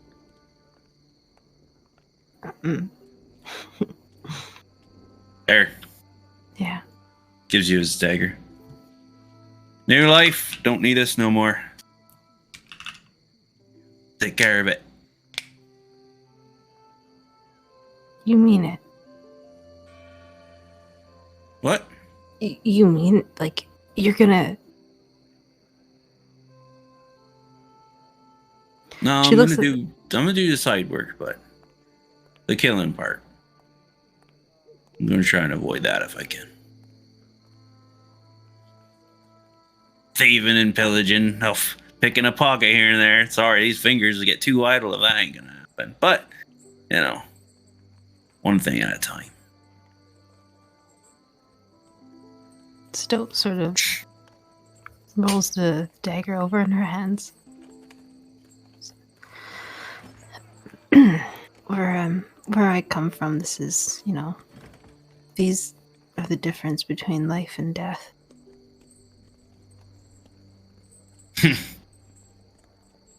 Where I come from, that's the same thing.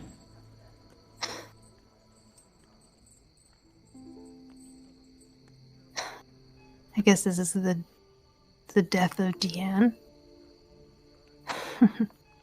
Yeah, and the life of Jevons.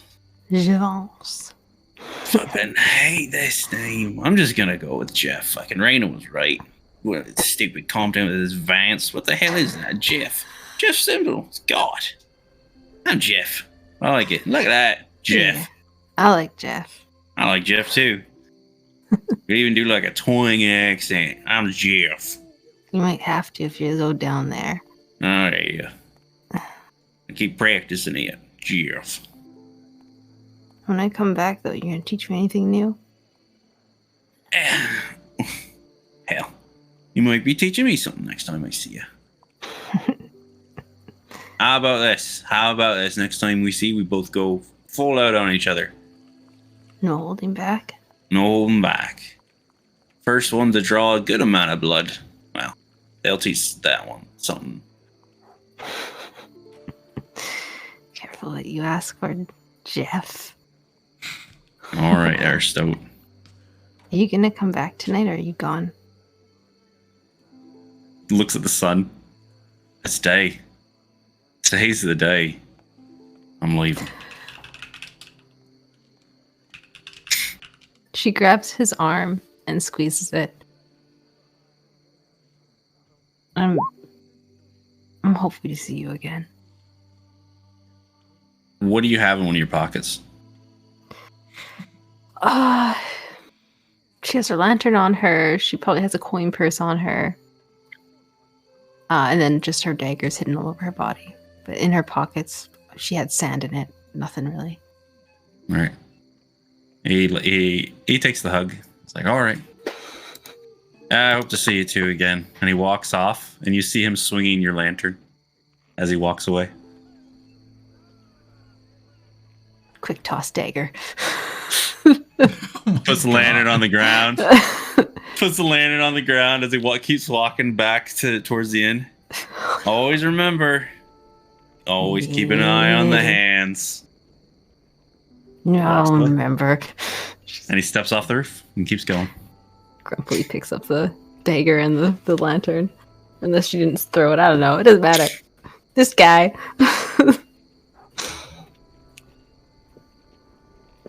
Good luck, Jeff. Stoat checks her little hoodie is the most there. Yes. He's curled up in a ball in the small of your hood. All right, Banksy. Let's go to bed. She runs back to the inn. It's day.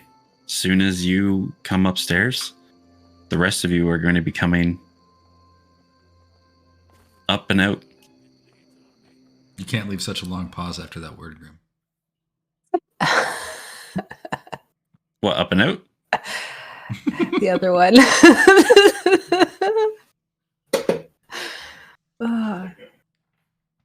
He's like, what are you talking about? Continue. Yeah, so you all awaken. Craig, you'll probably be the first one to wake up as you didn't have any extracurricular activities in the evening. And you would see Stoat slowly making her way back up the stairs. Well, good morning there. Morning. Jeff left. He's sitting on the couch. No, I'm right here. You guys gotta find me a boat. Oh, fuck. I feel like you can find your own boat there, Jeff. All right, boy. Well, I No, need the letters. hey, wait. You haven't given to me. I need the Yeah. letters. I know. Honestly, I don't Yeah, really fucking go with patient some goodbyes. I'm not really good with goodbyes, you know? I think Comp's gonna be real mad I don't like Vance, so I'm just gonna go with Jeff from now on. So if I could just get the letters, I'll be out of your hair. Well, I only got one of them. Oh, fuck. Should I just sneak into that room and just grab the other one? Absolutely not. Just keep your fucking pants on. They'll be down in a bit. I don't like in such a goddamn hurry to leave. Ain't we friends, Jeff? Yeah, we're friends. But the thing is, 500 gold bounty on my head in the town ain't that great. Yeah, you're in so much Right. danger up here in this tower, ain't you? He's gonna go sit on the couch. Getting uncomfortably close to him. No, Jeff, you do still owe me a dance, and I'm not gonna ask for it now, but when I come back through Stillwater, I do expect it. That's okay. Yep. Oh, hey, also, we have fun. We do. I do need a favor from you when you get to Stillwater. Mm-hmm. If you see my mama, if you go and talk to her, don't mention fucking any of this. Just gestures to his whole shit. All right. Shit. Now, here's I'm gonna ask something that's gonna seem real insensitive, but I'm gonna ask it anyways. Is your mama like the orc mama, or is your mama like a human mama? My mama's a human. All right. You treat her with respect. Oh, that's fine. I will.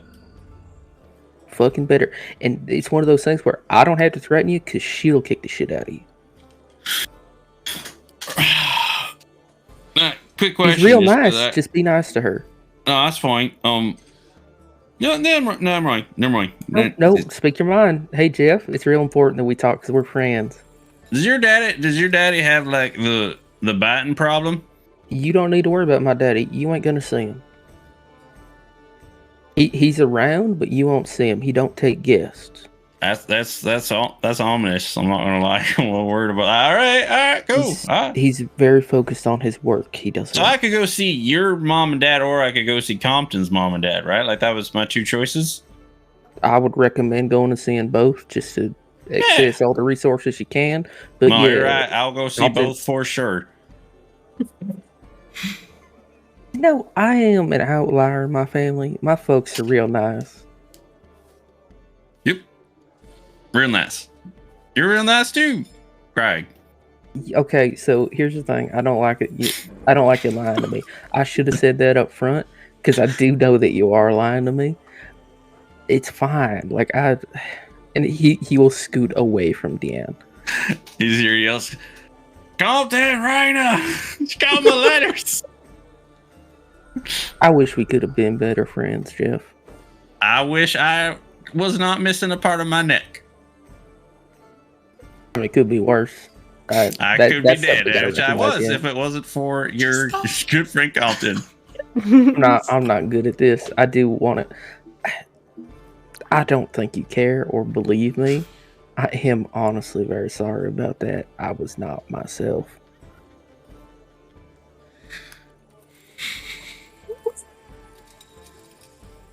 Where are those two? I don't know. Who fucking knows what they do? And honestly, I don't want to. He should be around soon, and he will get up and just walk across the room to put as much distance between himself and Deanne as possible. He will just pretend to be interested by something else on the opposite wall. Yeah, no problem.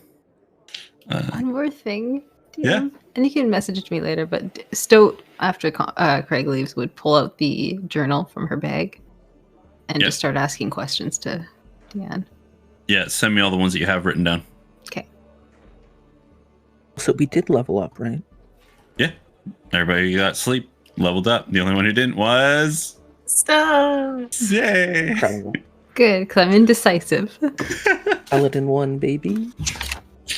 All right. Compton and Raina.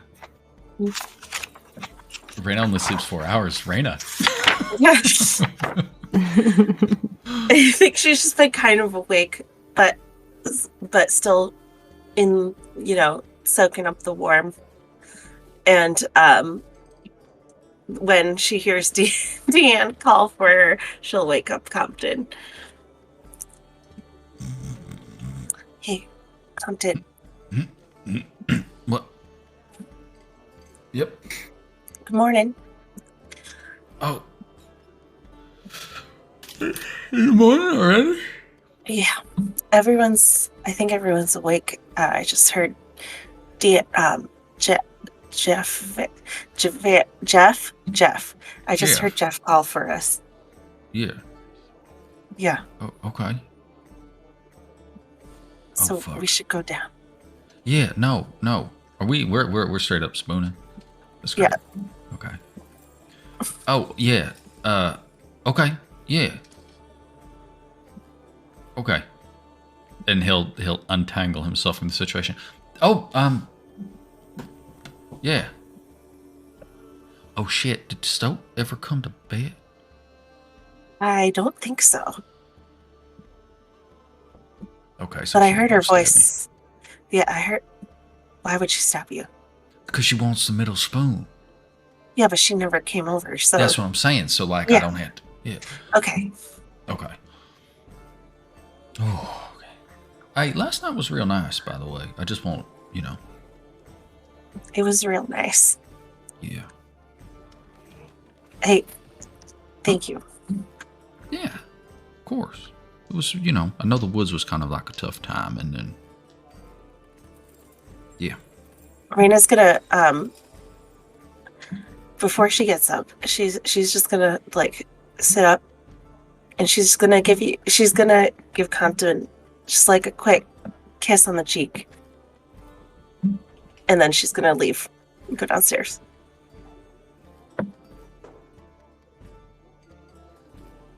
Hot damn. I didn't need no suit. Look at that, Compton. You were worried about Deanne? Shit. No, that's fine. Ooh, dog. I'm gonna put my pants on. Compton's happy now. He's having a great fucking morning, y'all. No, come downstairs.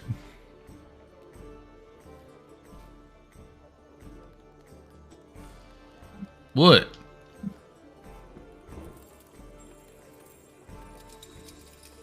Morning, everybody. Yeah. Morning. Stoat, are you okay? What do you two look like? Normal. Yeah, what are your faces? How do you guys look like facially?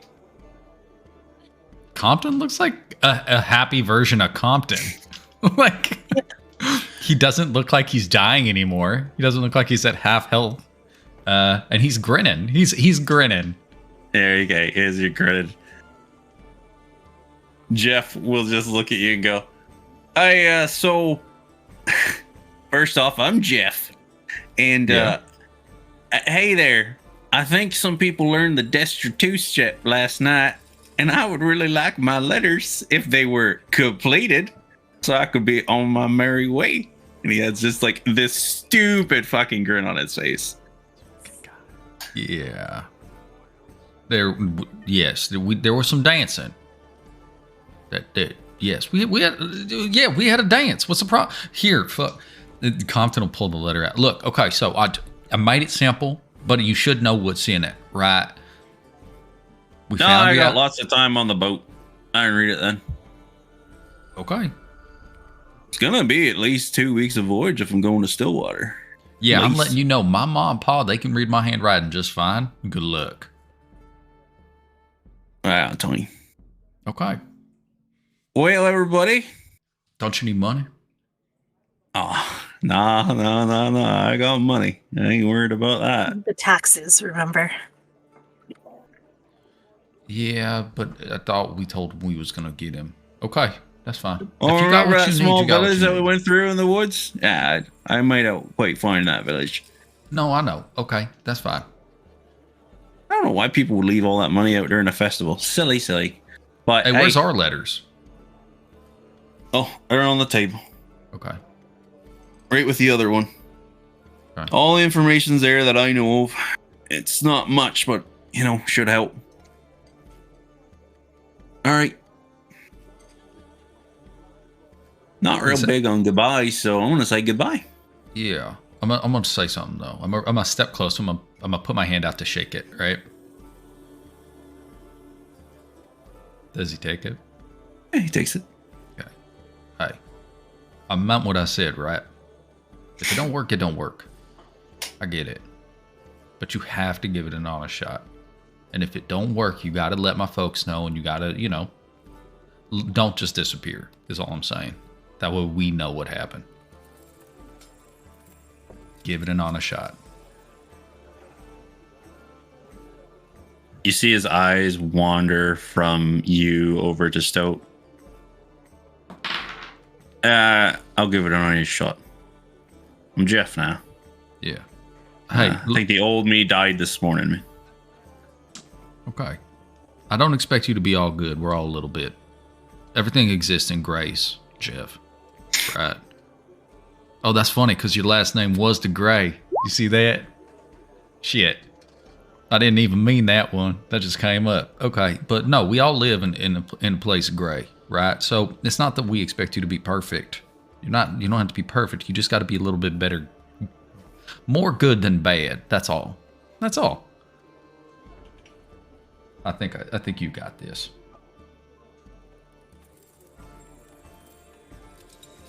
Yeah. I'll do what I can. What's in your pockets? My pockets, he'll find a toothbrush. No, that's Stoat's toothbrush now. Leslie had two. No. I caught her and she gave it back to me, right? Oh, Didn't okay. she give it back? Okay. So a toothbrush, and probably just some random little scraps of material. Like, you know how I'll tie my hair back with a little bit of leather and things like that. Where do you keep your book? My spell book? Yeah, because he's seen you pull it up before. It manifests. It pops in and out of existence. I guess if there is a physical place it lives that isn't just a different place, it's in my bag because I can just pop it out. Okay. Yeah. Something of import he takes off of you. Oh shit! Whatever you know that would what? be. This is really important, and this sucks. My coin. Oh yeah, he'll lift your coin then. He can have that shit. I don't like that he has it. This isn't good. Okay, yeah, he has. Then he has the coin. All right. Okay. Is there a chance Stoat was watching him? Because of what he said If to her Stoat was that watching, night? you can roll me perception. If you were saying you were watching, you can roll perception. When he looked at her and said Deanne died, she's looking at him. Okay, and roll me perception. Cool. You got to be at 25. Yeah, no, it's not gonna work. Yeah. Okay. He's got smooth fingers, this guy. Dang it. Yep. Kind of looks at all of you. Goodbye. See ya, Jeff. See you, Miss Raina. See you, Miss Soap. Mr. Craig. Hey, Jeff. No. And Compton. He heads down the stairs and out of sight. Man, I'm fucking glad he's gone. Holy shit. What? Yeah, I mean, every moment we spent with him, I just liked him more. I don't care for him. Wait, we ready? Stoat, you good? Stoat's just smiling. Yeah, I'm ready. All right. All right. Do it once over though, because we forget anything is gone, right? Like, make sure you got all your shit. Yeah, okay. Stoat wants Remember, up to the take bedroom. any of the nice towels or robes. They expect you to take them. It's why they leave them here. Right. You got fancy soaps or anything? I don't know. Ask Miss Raina. She was the only one of us that got a bath. There was some soap. I don't think it was fancy. I don't worry about it, Liam.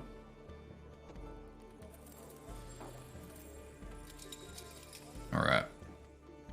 I gotta get some clothes when we get to Shaw Garden. I'm missing I need a whole fucking thing. Let's get the fuck out of here. Let's find us a boat. Let's get oh shit, we gotta take a boat. They got owls.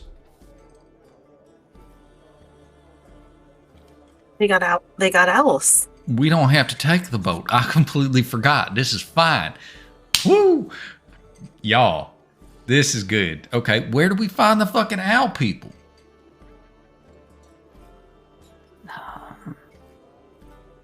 Do you think the little wrinkle guy would know? He don't want to share his magic. I don't want to talk to him. He likes Miss Raina though, so that's fine. Maybe, yeah, Miss Raina, could you find out where the owl folk are? Yeah, I'll go down. Do you want? I can bring back. Well, why don't we all just go down? We're leaving. Yeah, that's smart. I'm for it. Maybe they got coffee. Yeah. Yeah. Well, we know he's got coffee. Yeah. We know he can get it, but yeah. All right, let's go. Okay. Head down the stairs. Yep. Packed up all my stuff. Didn't forget anything. Saying that now. As you all head downstairs, you see Edelhart sees you all starts to scoop like this sloppy porridge into bowls, starts to set them on the table for you. Takes some glasses of water, puts them out. A couple of bagels there, a muffin or two in like a basket. You see there's some fresh fruit in one of the bowls. He seems to have just like this mishmash of like whatever you all want to just eat before you leave type thing. Yeah. Mr. Edelhart, good morning. Hello, Miss Raina. It's a pleasure to see you first thing in the morning. You all wouldn't be happy to stay another evening, are you? Oh, no, unfortunately, we're headed out today. Oh, that's too bad. Yeah, speaking of which, we heard a rumor about some owls that could take us across the bay. Oh, yeah. All right, yes. You're looking for the Sky Spire, then? Sky Spire, okay. Yeah. It's really easy, very hard to miss. It's actually in the gated off community, just over the bridge, a little bit to the east. Can't miss it. All right, well, thank you very much. I will warn you, the only problem, one is a little bit pricey, and you all did. Are you leaving? Are you selling the carriage? Oh no, yeah, that is a problem. Could we get the carriage over on a boat, though? Or if you hire someone to bring it over for you, you could do that. There's a lot of people who travel back and forth. You could pay someone if you'd like. All right. And where would we secure that accommodation? Well, you'd have to go down the dock and see the ferryman. All right. Well, you've been very helpful, Edelhart. Thank you so much. And thank you for this fine breakfast. Do you have any coffee? No. Oh, yeah. Oh, the fancy man wants some of that, right? Yeah. Oh, with the curly hair. Mm-hmm. Do you all have like half an hour? Unfortunately, we were headed out. Is there anywhere we could grab a cup on the way?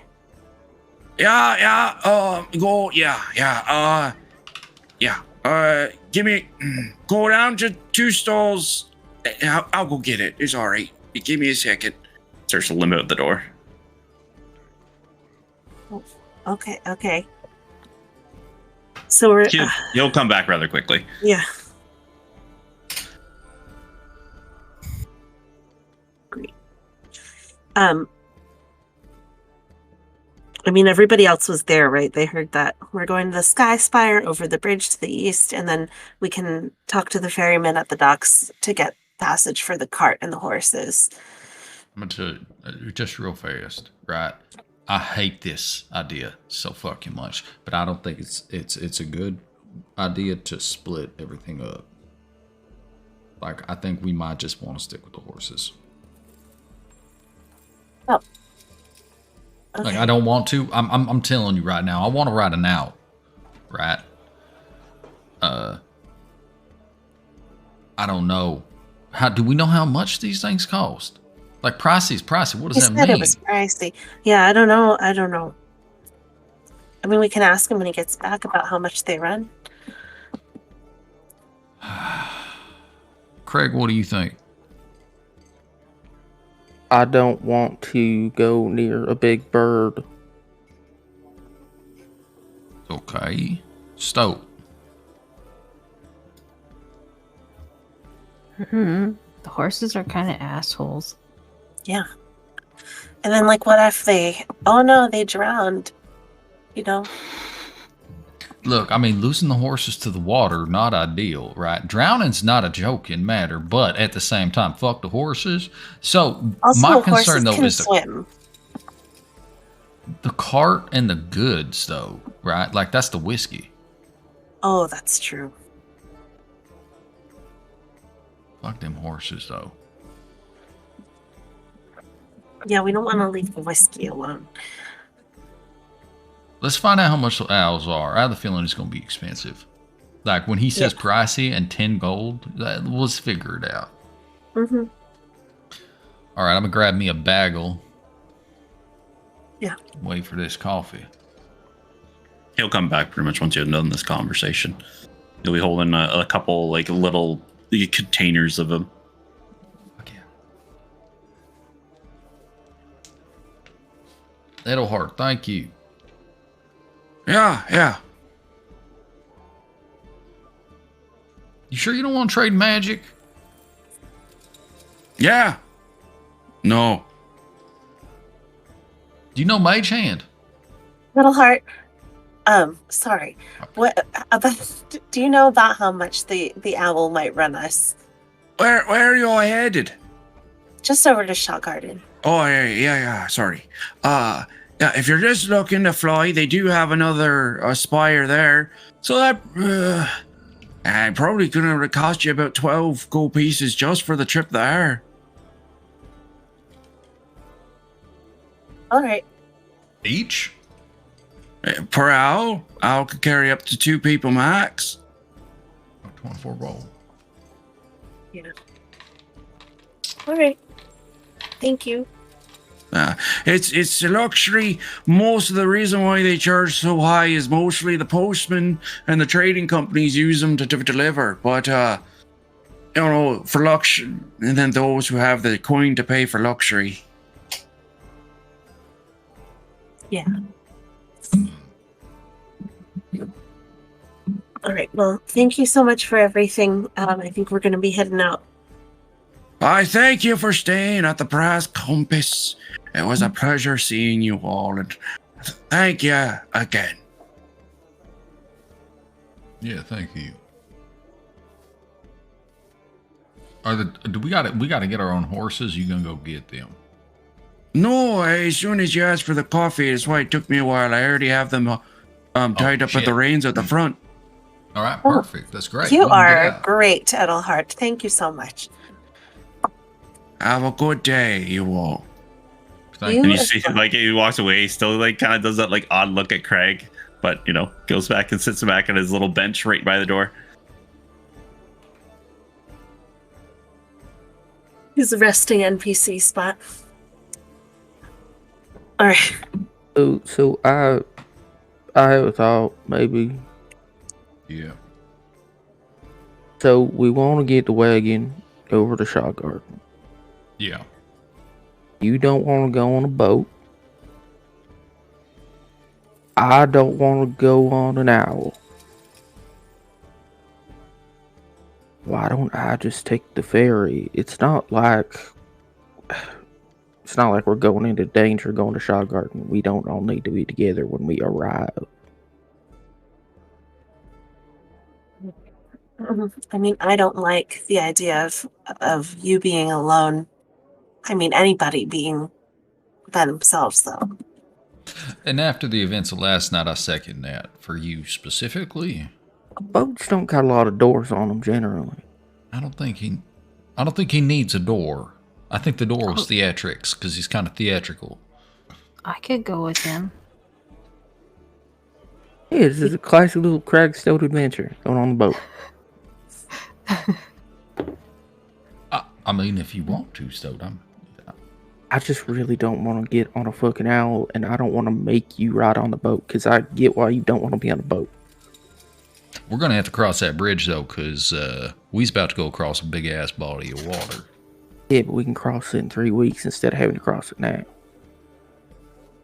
Yeah, that's true. Okay, Do you want to go? What was that, Stoat? I was going to see if Raina wanted to go with Craig instead, but I don't know. I want to meet the owl. Yeah. And you don't really want to... I get why you might not want to hang with those horses. Can we get new horses here? Or would it be better to do Maybe that? we can trade them. In Shaw Garden. Yeah. Hey, can we take a moment before we leave? Because it sounds like we're parting ways. First, we got to figure out where we're meeting, right? And I think maybe we just find you. It sounds like the Sky Spire is easy to find. But I have the feeling... Yeah, but I have the feeling we're going to get there sooner. Didn't you say it was gated? Yeah. Here's my thought. We're going to get there before y'all. That's just fact. So why don't you, because y'all are going to get there, get us a place to be, and wait for us at the docks. I like that. Yeah. I'm trying Sounds to remember good. if we were given a place. I know that there's... Hold on a second.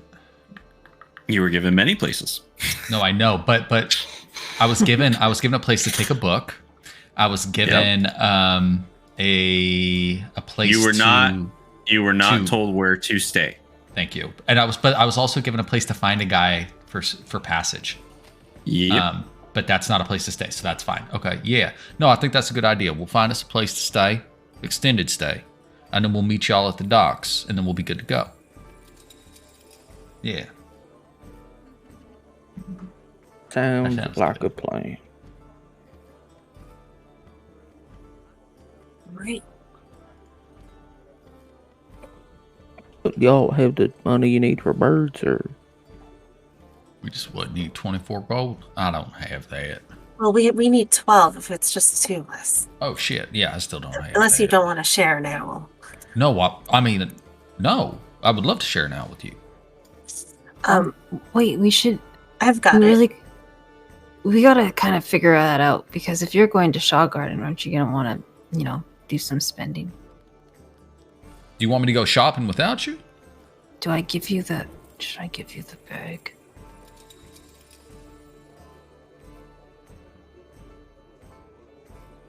I think no, and here's the reason why. You're really good at having the bag. There's nobody I trust more on this to have the bag than you. This is real important stuff. I trust you to have that bag more than me. Doors have killed me twice. Somebody gonna take it if I'm carrying it. It belongs to you. How much do you need? Do you want me to? Okay, if I'm going shopping without you, what is it? 150.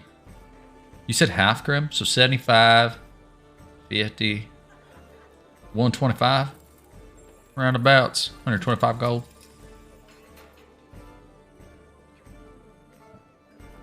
And then 12 for the bird. Where are we right now? We still in that lobby? Yes. But it's like if I remember correctly, this place is not like crowded. No. It's a very quaint. Like it is. People come in, do their stuff, and leave. Stoat starts pulling out. She starts stacking the coins up in tens on the table for Compton.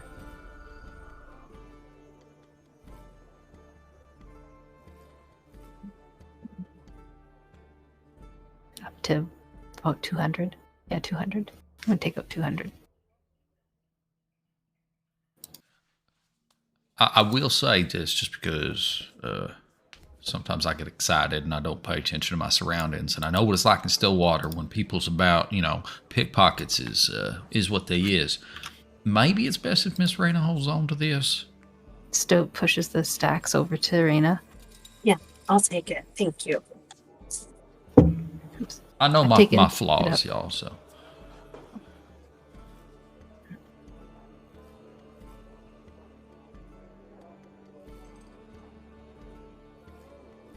Okay, so plan is we're going to grab a bird. Y'all are going to get a boat. You're going to bring over the wagon. We're going to land, get us some lodgings, maybe do some shopping, and grab y'all at the dock. The only unfortunate thing about this is we don't know what the name of your boat is or how about long it's going to take you to get in. But I can solve that because if I can get the materials, I can learn the sending spell and then just fucking message you as soon as I get it. Can't you just message us anyway? Still not understanding magic. No, okay, right. So the one that I use right now has got a limitation as to distance, right? If you're too far out, it just don't work. That's why I'm trying to learn the new one because the new one's going to let me do it for wherever you're at. It ignores the distance bit. I mean, your magic's really cool and all, but because we know the birds are faster, couldn't you just come with us to the docks and figure out the name of our ship? Yeah. Yeah, that works too. Okay. Whatever works, whatever makes you happy. I don't want to have to rush you learning Since we're going... No, the only reason I thought it wouldn't work was because I don't know how long it's going to take us to get from the dock to the bird, and if you set off immediately, us walking across town to the bird might make us get there. It don't matter. Either way, we'll meet at the docks. Yeah. Okay. Break. Let's go then. Okay. Onward. Out the door.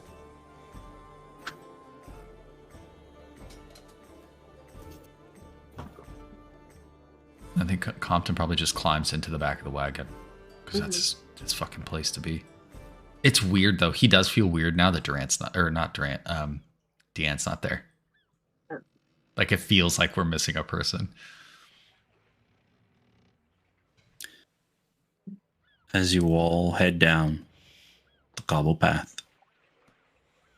one member of your merry troop gone to the wind. Another traveler tagging along. And the ever-growing shadows that seem to surround you. As you all seem to finally have your destination for the first leg of your journey in sight. You head down to the docks. You see many boats on port, all getting ready to load up for the voyages ahead. And with that, we'll end tonight's session there. Yay! Good job, everyone. Next session right now, y'all. We're in for a treat. Let's go. Round 2. Let's go. Round 2. Refuel, let's go. Yeah. I'm kidding. If Grim's camera was on, I'm sure he'd be shooting daggers at me. You guys, I have a pet. That fucking rat. That's so fucking dangerous right now, B, with this bullshit. He's spying on us. I can't. He would never. Not Banksy. Let's see real quick. Are there any announcements? Do we have a change in schedule next week, or are we? Nope. Are we not? As far as I know, next week should be the same bat time, same bat channel. Okay. 18th of everybody. 5 PST, 8 EST. There's apps to figure out whatever time zone you're in. Before Verbal says what he needs to say, I just want to say, hey, everybody. Week after week, people keep coming back. You know what? As a DM, I run it for you guys, you players. Like you guys are always engaged. You guys always love the story, and that's great. But everybody who comes back week after week to come watch, I just want to say thank you. It's really great, and from the bottom of my heart, it's wonderful to see people are interested in the story that I am putting out in front of the players. Because let's be honest, the players are the ones who make the story. I just put things in front of them, and then they build the story from there. Because that's the way it goes, and I love it that way. So I just want to say thank you, genuinely, deeply, passionately. Thank you for coming and stopping by. You have lots of things that you could do on a Saturday, but even if you just stop in for a minute or for the entire time, that's awesome. I appreciate it. It's great. It puts a big smile on my face. And I just want to say, you're all great out there. And thank you. Everybody. Yeah. Grim. Okay, and I'm going to say this because the question has come up a couple of times. Grim generates all of our art currently. So when people look at the player tokens, the character art, the location art, the item art, Grim is a real life digital wizard when it comes to AI art prompts. And he does some of this stuff on the fly. We did not talk about this before, but in the last session, when the dress and the suit were shown on stream, because we asked what they looked like, Grim generated them in the few minutes before showing them. And that's fucking cool. Yeah. Everything that we do on this stream, we put together ourselves. So it's kind of fun. And Grim definitely needs the credit that he won't give himself. And that is actually all of the location and character art is all generated as well. That is not taken from anybody. Right, exactly. This is all Grim stuff. And so the credit goes where it should, which is there. There's no other announcements. This is fun. If you like this kind of crap, and I do call it crap because honestly, all hobbies are crap, right? There is the Discord, and we talk about it in there too.